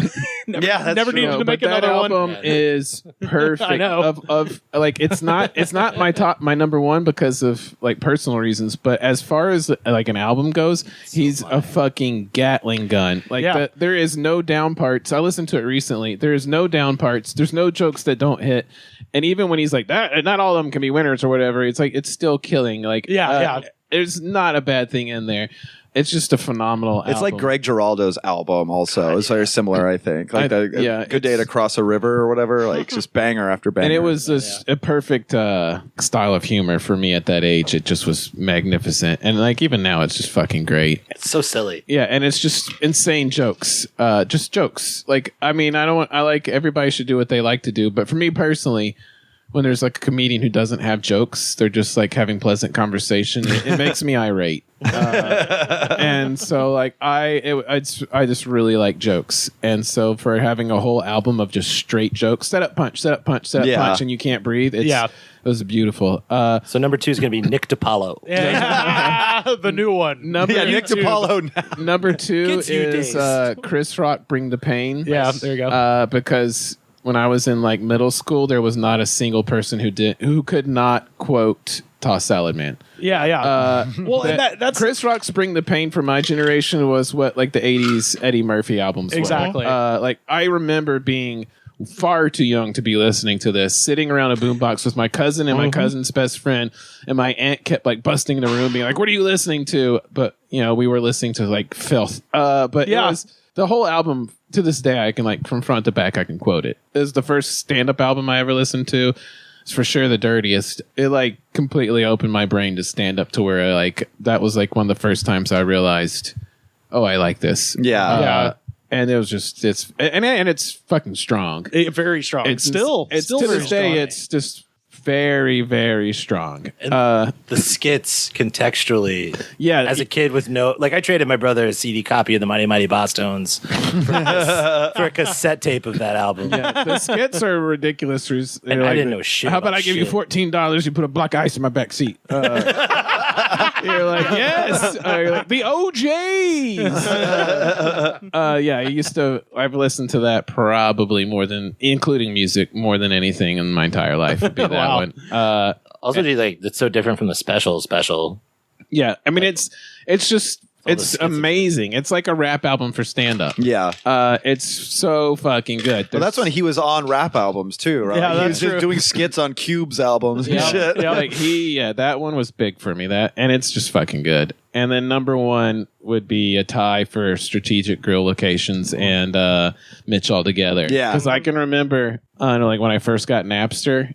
And like I wasn't even like listed as a comedy thing. It was just like I got into this phase where I would just put in words. Yes. Yeah. I And then definitely did that. And would see what come up. And I think I put koala in, and that came up, but it wasn't even listed as Mitch Hedberg's or anything. So you got the koala joke about infestation of koala bears. So like I did that, and I thought that was funny. So then I like looked it up, and I found out it was like this comedian Mitch Hedberg. And then I like looked up the whole album, and I listened to it. And to this day, That's the only time I've ever laughed so hard I've missed minutes of jokes. And I would have to I know stop what you it. mean. I know I would exactly have what to you mean. stop it, rewind it, go back to where I remember laughing.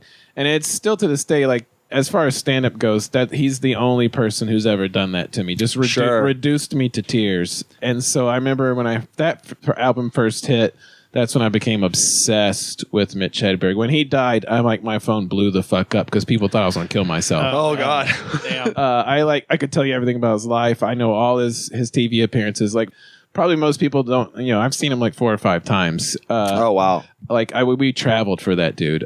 Whenever he came to the University of Alabama when I was there, he was like 2 hours late. Of course. And he came out and he did like 45 minutes of jokes I've never heard before or since. Like one of them was like, imagine a fat robot. Like, why would you even do that, man? Because you made this. All right. I've always wanted to have a briefcase handcuffed to my wrist. All right. That's not a full joke. That's not even a joke there, but it's true. I was obsessed. Imagine a fat robot. Yeah, imagine a fat robot, man. That'd be crazy because you made this. Why would you do that? All right. But yeah, no, I was fucking obsessed with that dude. So those would be my 3 top comedy albums. Yeah. I can talk albums all day. Hell yeah. And my specials are like real eclectic. Number 3 would be Paula Poundstone's Cops. That's a good one. Something and stuff. Because the jokes are dope, but also off the top, I hate crowd work. I don't even care if it gets me in trouble with these Instagram or TikToker comics, but I don't give a fuck if you're funny with crowds. Tell me a joke, asshole. Oh, I love watching clips on Instagram of people doing medium crowd work. It's great. It's my favorite thing going on in stand-up right now. No, I'm joking. I don't like it in general. Even if we're at fucking a random ass club in Podunk, Minnesota or whatever, still you're being paid. Tell me a joke. I don't give a fuck how this guy at the other table's doing. He's eating mozzarella sticks. He's doing great. Shut the fuck up and tell me a joke. But half that special is jokes. They're great. And then half the special, she's crushing harder than I've ever seen anyone crush doing crowd work. And it's like watching someone like one of those famous rappers freestyle where you realize halfway through they're like 8 bars ahead. And it's just like fucking magic. So she's got 5 different conversations going on that she's interweaving and then doing callbacks and then making it this absolutely smack at a punchline that you didn't even realize was there. And you're just like, she's so great. And then you realize she is great, but also she's so many steps ahead. This feels... Yeah. She's juggling chainsaws. Yeah, it feels like it's organic, and it is, but also she's just fucking a mad genius. Yeah. And then I would say number 2, and this is people make fun of me for this, but fuck you.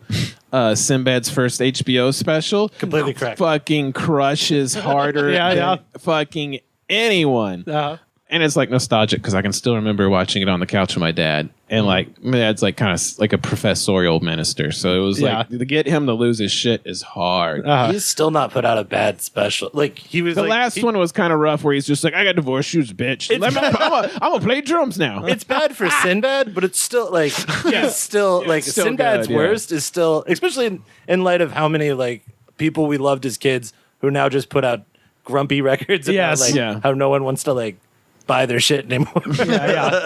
And then my number 1 special, honestly, I get he's crazy and awful now and we all hate him. Dennis Miller? No. Bill Cosby. No, but... There's so many options. But Dave Chappelle's Killing Him Softly. Oh, sure. It's still, no one would deny that that's a great fucking one of special. the fucking and most insane specials of all time. That is him encapsulated. I was in middle school when that came out. I just remember being like, oh, damn, this Chappelle guy. The show was out and everything. It was like him crystallized. It's like getting pure heroin when you've been doing watered down Lortabs your whole life. It was just so good. It's a shame him and Kanye died on that plane together. So I don't have to think about it. There's times in your life you watch something as a comedian. There's times in your life when you watch something and you don't realize that you're not necessarily ripping it off, but it's like informing your voice to the point where people can pick it out. Yeah. I can like remember sitting down watching that and just being like, this is because I wasn't doing stand up yet, but I was like had friends who were doing it and I was like kind of thinking about it and I was like, whoa, this is like a thing. And then soon after that, I had a joke, which at this point we should be called theft. But like at the time, like, man, I know that really early Joe was like all Chappelle. It was like Chappelle, Hedberg, and Attell in a weird fucking like fat boy combination. Fat robot. Yeah, fat robot. And then honorable mention would be Why does your act like that? You made it. honorable mention would be George Carlin's last special because his best special is his last special, and as like what was it, 80-year-old like that. Yeah. 70 something. Yeah, 80 that's maybe. I mean, he did so much cocaine. He was 100. So like, Yeah, that documentary really. I didn't know he did that much blow until I saw that documentary. I knew he did blow, but I didn't know. He was writing 5-minute bits on adjectives. Yeah. you don't accidentally have 5 heart attacks. Like you can't be that skinny and have that bad a cholesterol. That's true. Here's my alphabetized joke book. Yeah, like he that. All of his specials are good. I like his second to last one Do you a mean the lot. one that Life is wasn't worth released losing. until like after he died, or You're talking about it's bad for you. No, it's bullshit. And it's bad for you. Was released while he was still alive, and He that's tied on okay, that. cool. Yeah, no, the that- tour that- following that. tour following. That one is, I believe, to be his best because it most encapsulates his dark nihilist kind of like, I'm funny, but this is really dark, but let's make it funny. Like the suicide jerking off thing, So funny. where he just stares at his watch and goes, "There's another one." Like that kind of shit where that's him most. And like he was attacking people before, like heroes before. Like he was like, "Fuck Lance Armstrong," and like 3 years later, he was so on it. And I feel like that's him at like his just zenith as a comic voice. But I love all of his shit. Like the one before that, also perfect. I'm a modern man. Like The Modern Man is like fucking bars. There's like not that's a battle rap verse. there is sick as there fuck. is not a comedian alive nor dead who could possibly write anything near that. Yeah. And if they say they could, guarantee you their comedy's fucking terrible. Like that, to me, that is like some like Mark Twain shit where you're just like, dog, you are just so far ahead of us. Like you are a fucking alien. Though I think his best 2 specials or last 2 specials, like I like everything from Because he has the natural disaster thing that ends in that poem of a fucking final piece. Dude, I'm so deep into Carlin. I like can quote a 20-minute bit about time from like the 70s. Oh, no. Like that's my dude. I got all my stuff, that DVD collection. Like that's my guy. Yeah, hell yeah. I think he's the greatest of all time. I'm so far deep into it. I remember sophomore year in college, sitting in my dorm room because I had no friends. Sitting in my dorm room, listening to a bootleg copy off of LimeWire of the special he was gonna release till 9/11 happened. Yeah. And that shit blew my fucking mind because it's dark as fuck. I believe the special was called "I Like It When a Lot of People Die." For real. And I think you're right. But that does not prepare you for what. I know. So Yeah. I mean, it gets wild and quick. That's Somewhere, some guy's getting ready to kill himself. Man. Well, shout out to @Harry_Hood for that hour. asking like legit one of the hardest questions. That is a very you can hard ask a room question. full Because of I didn't even talk comedians. about Doug Stanhope. I didn't talk about like that. There's so many other things. Stefano. Oh yeah, Roy Wood Jr. My God. I had father figured that was shit. comedians doing a top 5. that's the last guy who made my dad get like reduced my dad to like a pile was Roy Wood. Yeah, same. Well, yeah, shout out for that. Thank you for your top 3s. Keep sending them at the Goods Pod. I'm a modern man, a man for the millennium, digital and smoke-free, a diversified, multicultural, postmodern deconstructionist, politically, anatomically, and ecologically incorrect. I've been uplinked and downloaded, I've been inputted and outsourced. I know the upside of downsizing, I know the downside of upgrading. I'm a high-tech lowlife, a cutting-edge, state-of-the-art bi-coastal multitasker, and I can give you a gigabyte in a nanosecond. I'm new wave, but I'm old school, and my inner child is outward bound. I'm a hot-wired, heat-seeking, warm-hearted, cool customer, voice-activated and biodegradable. I interface with my database is in cyberspace, so I'm interactive, I'm hyperactive, and from time to time, I'm radioactive.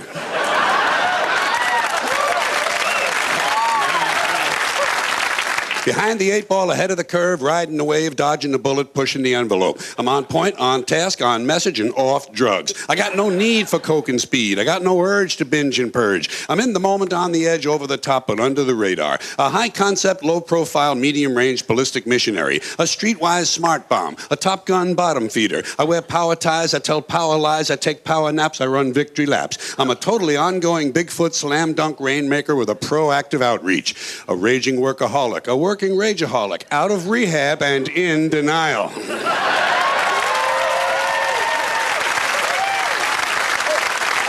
I got a personal trainer, a personal shopper, a personal assistant, and a personal agenda. You can't shut me up. You can't dumb me down, because I'm tireless and I'm wireless. I'm an alpha male on beta blockers. I'm a non-believer and an overachiever, laid back but fashion forward, upfront, down home, low rent, high maintenance, supersized, long-lasting, high-definition, fast-acting, oven-ready, and built to last. I'm a hands-on, footloose, knee-jerk head case, prematurely post-traumatic, and I got a love child who sends me hate mail. But I'm feeling, I'm caring, I'm healing, I'm sharing, a supportive, bonding, nurturing primary caregiver. My output is down, but my income is up. I take a short position on the long bond, and my revenue stream has its own cash flow. I read junk mail, I eat junk food, I buy junk bonds, I watch trash sports. I'm gender-specific, capital-intensive, user-friendly, and lactose-intolerant. I like rough sex. I like tough love. I use the F word in my email, and the software on my hard drive is hardcore, no soft porn. I bought a microwave at a mini mall. I bought a minivan at a mega store. I eat fast food in the slow lane. I'm toll-free, bite-sized, ready-to-wear, and I come in all sizes. A fully equipped, factory-authorized, hospital-tested, clinically proven, scientifically formulated medical miracle. I've been pre-washed, pre-cooked, preheated, pre-screened, pre-approved, pre-packaged, post-dated, freeze-dried, double-wrapped, vacuum-packed, and I have an unlimited broadband capacity. I'm a rude dude, but I'm the real deal. Lean and mean, cocked, locked, and ready to rock, rough, tough, and hard to bluff. I take it slow, I go with the flow, I ride with the tide, I got glide in my stride. Driving and moving, sailing and spinning, jiving and grooving, wailing and winning. I don't snooze, so I don't lose. I keep the pedal to the metal and the rubber on the road. I party hardy, and lunchtime is crunch time. I'm hanging in, there ain't no doubt, and I'm hanging tough. Over and out. Fellas, we have time for just one more segment, and of course, it is time for our Jam of the Week. And for this one, we're going back to the Matthews Bridge in Jacksonville, Florida. Are we talking Skinner? No. Are we talking Biscuit? No. We're talking about the third-tier heroes of Jacksonville, fucking Shinedown. This is Shinedown. With their song "Sound of Madness." I listen to a lot of butt rock, and I have never heard this song. So I also have. They did one of the theme songs for Monday Night Raw at some point. So again, pro wrestling, the only thing keeping the butt rock industry alive. Much like the movies are keeping Kodak around. They sound like they also were like the intro music for like a morning zoo crew with Mark and the Mad Dog. Yeah. Well, it is the Sounds of Madness, Kevin. I feel for the person whose favorite song is Lips of an Angel, and they have to go see Shinedown and sit through everything else they sound like. So this song is from 2008, which has to be the very end of the genre, but this song has... Yeah, butt rock went away when Obama got I mean, office. that's kind of... That's very true. This song has 64 million views on YouTube, and there are 13,902 comments on I bet Sound they're of all Madness. really good. Well, they're all good comments. I happen to have found the creme de la creme. Yes, of course. 14 variations of I Walk Down the Aisle today. She's dead now. I wasn't there. I was in the next county. I was at Hardee's. I was at Hardee's. It counts walking down the aisle if you're a pallbearer. So let's get down into these comments right quick. First up, Wolf Eliason from 8 years ago. This song changed me. I'm more badass and insane in fights now. I laugh more in fights, and I also laugh more at threats received. This makes me more insane in fights now. I like that a guy pushes him really hard at the bar, and he's like, hold on, I got the perfect thing. And he pulls out his phone and puts it on full blast. He's like, you want to check this outside, pussy? Hold on, let me get my earbuds in. Elizabeth Hampton. I'm connected to some other Bluetooth. Fuck. Give me a second, dude. I want to go insane. Do you see me laughing at you? Are you afraid? You should be. Ha ha ha ha ha. I'm the most twisted fucking psycho you're ever gonna meet at this bar at fucking Barstow. Elizabeth Hamill from 1 month ago. 1 month. I have a sound of madness inside of me. When I get so mad, when someone gets me so mad, like people that I'm around with get me so mad. This is a good time to remind everybody in your 30s, get tested for schizophrenia. You might think you like Shinedown. You might actually just need some help. I feel like There's no shame in it. I feel like when we do these, it's just inviting madness into our brain, like the ghost of other people's mental illness, and it just will never leave us. Yeah, like the Joker wouldn't exist if not for Batman. I mean, I feel like this is like Heath Ledger. Like we're gonna end up in a hotel room, like pilled out because we've invited this into our hearts. Next up, AF from 5 years ago. Yeah. And this person is definitely as fuck. I don't know what happened, but one thing is for sure, the evolution theory is bullshit. I know it sounds mad, but I am starting to believe in aliens. I mean, could be. The man in the sky? What if our gods are actually aliens? Have you seen those ancient temples and shrines that we build and those paintings on walls of things that look a lot like UFOs? Maybe I'm going crazy, but I'm considering aliens to be a possibility. Oh, this is the guy with the rainbow clown wig. I know, yeah, he's holed up in a Hardee's with a gun. Rivers, if evolution exists, why do they sound the same after 8 albums? Yeah. Well, that was one of the big complaints was people were like, fuck this pop shit. Go back to where the Shinedown used to be. Yeah, it was tough when Shinedown sold out. Oh, well, funny you say that. Scotty from 1 month ago. You suck. What happened a month ago? What happened a month ago where everyone just started listening to this and being real The guy mad? shot himself. That's probably. when my manager at the Piggly Wiggly overdosed on the Oxycontin. And we played this at his memorial. That character's from Boston. At least you think I was besmirching the South. This is from a month ago. You suck. You sold your soul, LOL. You create shit. You crybaby. Oklahoma suckio. Was that the way it was posted? That form? Yeah. He's like doing stanzas of Well, those. I have to break some of these up so I can. This was posted with no punctuation, so sometimes in order to read these, I have to. I was just gonna say, if he did space stanzas, them out. it's like his hate poem. It's like a haiku. The last little bit here, Oklahoma, and I think this might be Red Hot Chili Peppers lyrics. Oklahoma suckio. No. Uh-oh. Suckio. Good luck, suckio. Oh no. Oklahoma suckio. Yeah, exactly. Shopping cart escalator. Super Runt from 9 years ago. First time I heard this song was playing in my ambulance. I picked up what was left of a human being after being run over by a train. Stand as man. Tell you, this song is the reason I'm still sane. Do you think if we paid ambulance drivers better, we wouldn't have to listen to their music? like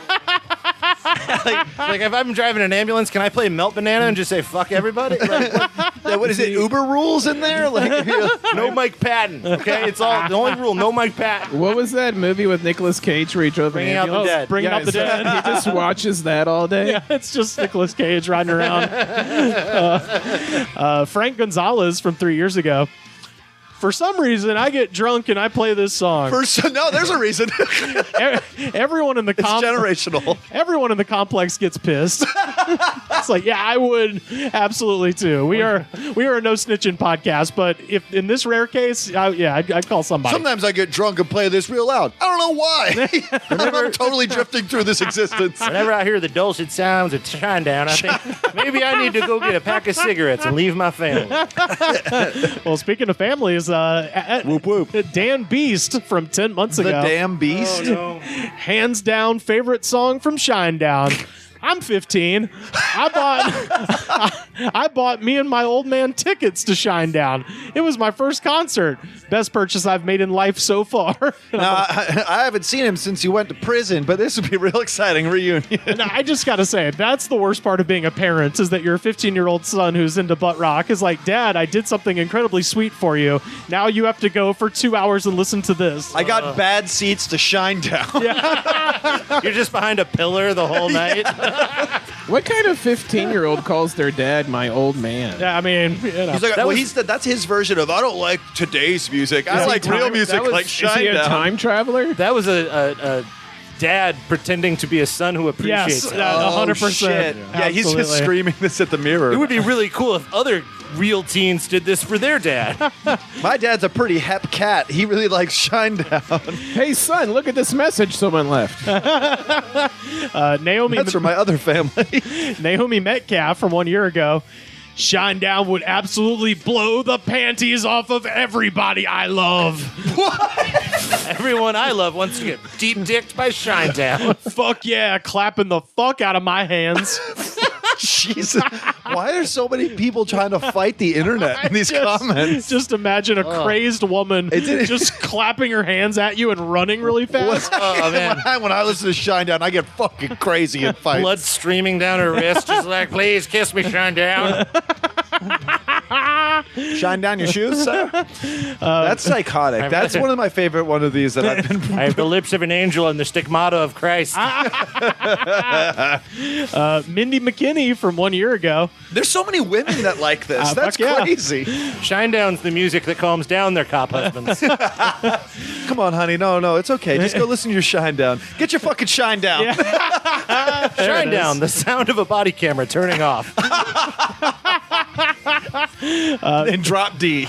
Mindy McKinney says, "Fuck Indy. Let the sound of madness burn this city down tonight. We shooting guns? No sleeping. Tear it up, boys. Show them our rage due to the injustices to you men and myself. Fuck them." And now I looked on Google News just to see if anything weird was happening in Indianapolis a year ago. It wasn't. So this person's having a revolution of the mind. Fucking head. The weird shit is in all these people's heads. Yeah, there's a lot of... I went to the TGI Fridays and they asked me to wear a mask while waiting for a table, and obviously society is now falling apart. When I'm driving home from Chili's, and they were playing indie. The Fuddruckers went out of business. Fuck this city. I used to be a time I'd go down to the sipping saddle and I would get fucking crazy drunk angry fight to Shinedown. there used to be America, but where Taylor Swift didn't make me know who Bon Iver was. These cultural Marxists trying to get me into drum and bass. Bambi Pardis from 4 years ago. Bambi Pardis? Bambi Pardis. That sounds like a form of depression a mother gets. Well, post-Pardis. When you realize your kid's not going to amount to anything, you get Brandy Pardis. You get Bambi Pardis when your mom dies Yeah, I in was the about woods. to say, yeah. Your Bambi Pardis is that you're eventually going to be shot by a hunter in the woods. All the Bambis I know. Bambi Pardis says, and this is a line from the song, Good. "Shotgun blast, kick in the ass." So that's a line from the song. So So she takes Adderall. Okay. she's kind of responding to that. She says, "So paranoid you got dementia. I taught my doctor who cured my bladder infection this song." She said, "What?" I said, She said, what? She said, "What?" I said, "Yes." You crazy. I said, "Yes." This hospital charges by the hour, man. I said, "Yes, that is what this song means." And that I told a urologist doctor. She said, "What?" She said, what? I said, "Yep, shotgun blast." What a concept. I could use a little fuel myself. Some doctor once asked, "Can I get a shotgun blast in my..." She said, "What?" I said, "Yes, a shotgun blast kick in the ass means you have dementia." She is from Georgia in Billings, Montana. So, all right. That's insane. Blue Cross Blue Shield does not acknowledge a shotgun blast being a sign of dementia. I did my own research. This album is my research. Got a couple more here. Davies Bevy from 7 days ago. So this guy is just This guy's just loose. He's out there. Davies Bevy from 7 years ago. He's still warm. I just hit the Bevmo. Oh, he definitely hit the Bevmo. Maple Mephra, you always would post the most dumb as fuck pics trying to belittle him. What you never understood and what you will ultimately destroy you is that he is respected and loved. He is the man that can empower a whole neighborhood and quietly stop threats without praise, recognition, and boastful speeches, but could kill you from the next. Your lies are ridiculous. You're cheating. You're lurking. You're going through my trash. You're sneaking through my camera, telling me to go shower. You perverted sick fuck. You are nothing. Your lies are nothing. Your radio fame is absolutely nothing. Your throne is a chamber pot. Facebook, Reddit, Rumble, etc. You are nothing. I think this is a spam bot that has gained sentience. Yeah, no, this is an algorithm. This for is sure. Russian code for spies. I mean, you are nothing. He said, what? I like that the Russian algorithm just perfectly figured out the voice of Americans doing poorly. I just gotta say, your throne is a chamber pot. Incredible. That's poetry. That's Shakespearean. That's beautiful. You sit atop your throne, a chamber pot. You sit on your throne of pies. Let's see, last two here. Mile High Chick from 11 years ago. Hell yeah, dude. She's tight. Anytime I hear this song, I blast it as loud as I can. The other day, I was at a stoplight with the windows down, and an old man looked over at me and rolled his windows up. Whoa. I threw up my hand and I said, "Rock on, old man!" LOL. He said, what? He said, "What?" I got bladder cancer. Can you do anything for that? He said, "What?" I told him, go talk to your urologist about it. He'll know. And finally, Lacey Blossom from 4 years ago. This I like how everyone on YouTube is using their stage names for work. this song is the reason I got shot in the eye with a paintball. Jesus Christ. That's the most honest thing that's been Dad, said this brother, whole time. boyfriend. At least I went down to a good song. I was working at a hunt. He went down? She got shot in the eye with a paintball. Yeah, fair enough. Well, going down makes it sound like death. I'm thinking like she's like, they put me down in a coma or something. I was working a haunted attraction that had a paintball thing. Where this sounds fucking I like that. awful. A haunted attraction that had a paintball Totally thing. A vague paintball Oh thing. no, she gets real specific. So it had a paintball thing where you padded yourself up and they gave you a mask and you go to your spot and wagons with people go by and they shoot paintballs at you and they had this song blasting. So it's Okay, a that sounds haunted. like the most fun thing. It's a haunted hayride, but you get to shoot the monsters that are coming at the hayride. I mean, why wouldn't you just like have like a not human doing that? Right. Well, and also, this is the song they're playing at the haunted hayride. No, it's incredible. the triumphant end after you get out of the monster mansion. So she says, well, I asked for a new mask because I couldn't handle wearing two masks. So I switched to a more advanced mask, and the owners gave me that happened to be a faulty mask, and we didn't realize it. So I had the mask on, and I started running towards the wagon so I could hear this music, and we're supposed to get close anyway. And then a paintball went through the hole in the mask and hit me in the eye. What's the worst song? I said, what? She said, what? What's the worst song that could be played while you're being blinded? I mean, it's got to be Manfred Man. It's got to be this one here. That, of course, was Shinedown from Jacksonville, Florida, with their song "The Sound of Madness." Yeah. Our Totally jam listen to this in the car. of the week. Kevin Anderson, where can people find you online? Oh, they can go find me at KB Anderson Yo or on the podcast Bleak and Review. That is still out there sometimes. Hell yeah. John Michael Bond, where can people find you? I'm going to do a tour in October coming up, so you can find the dates at johnmichaelbond.com. And you'll find me on Instagram as John Michaels Mistakes or Twitter as BondJohnBond. And someday I will consolidate all my bullshit. Joe Rains, where can people find you? What? Say what?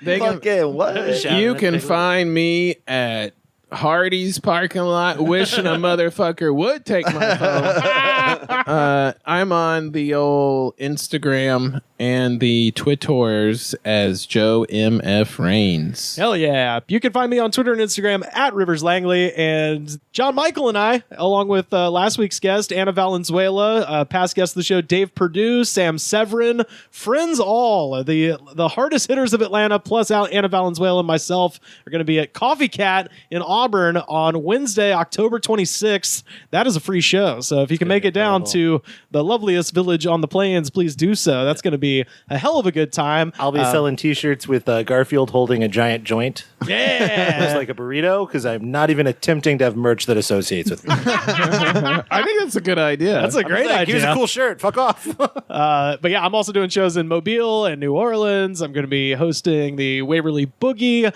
on October 15th. I got a lot of stuff going on On October 29th, Wrestling Pro Wrestling returns to the Burbank yeah. Moose Lodge. Creepy Crawlers and Beefy Brawlers. November 2nd, I'm at Bear City Comedy at Que Sera. And then Thursday, December 22nd, motherfucking Yellowhammered returns to Saturn in Birmingham.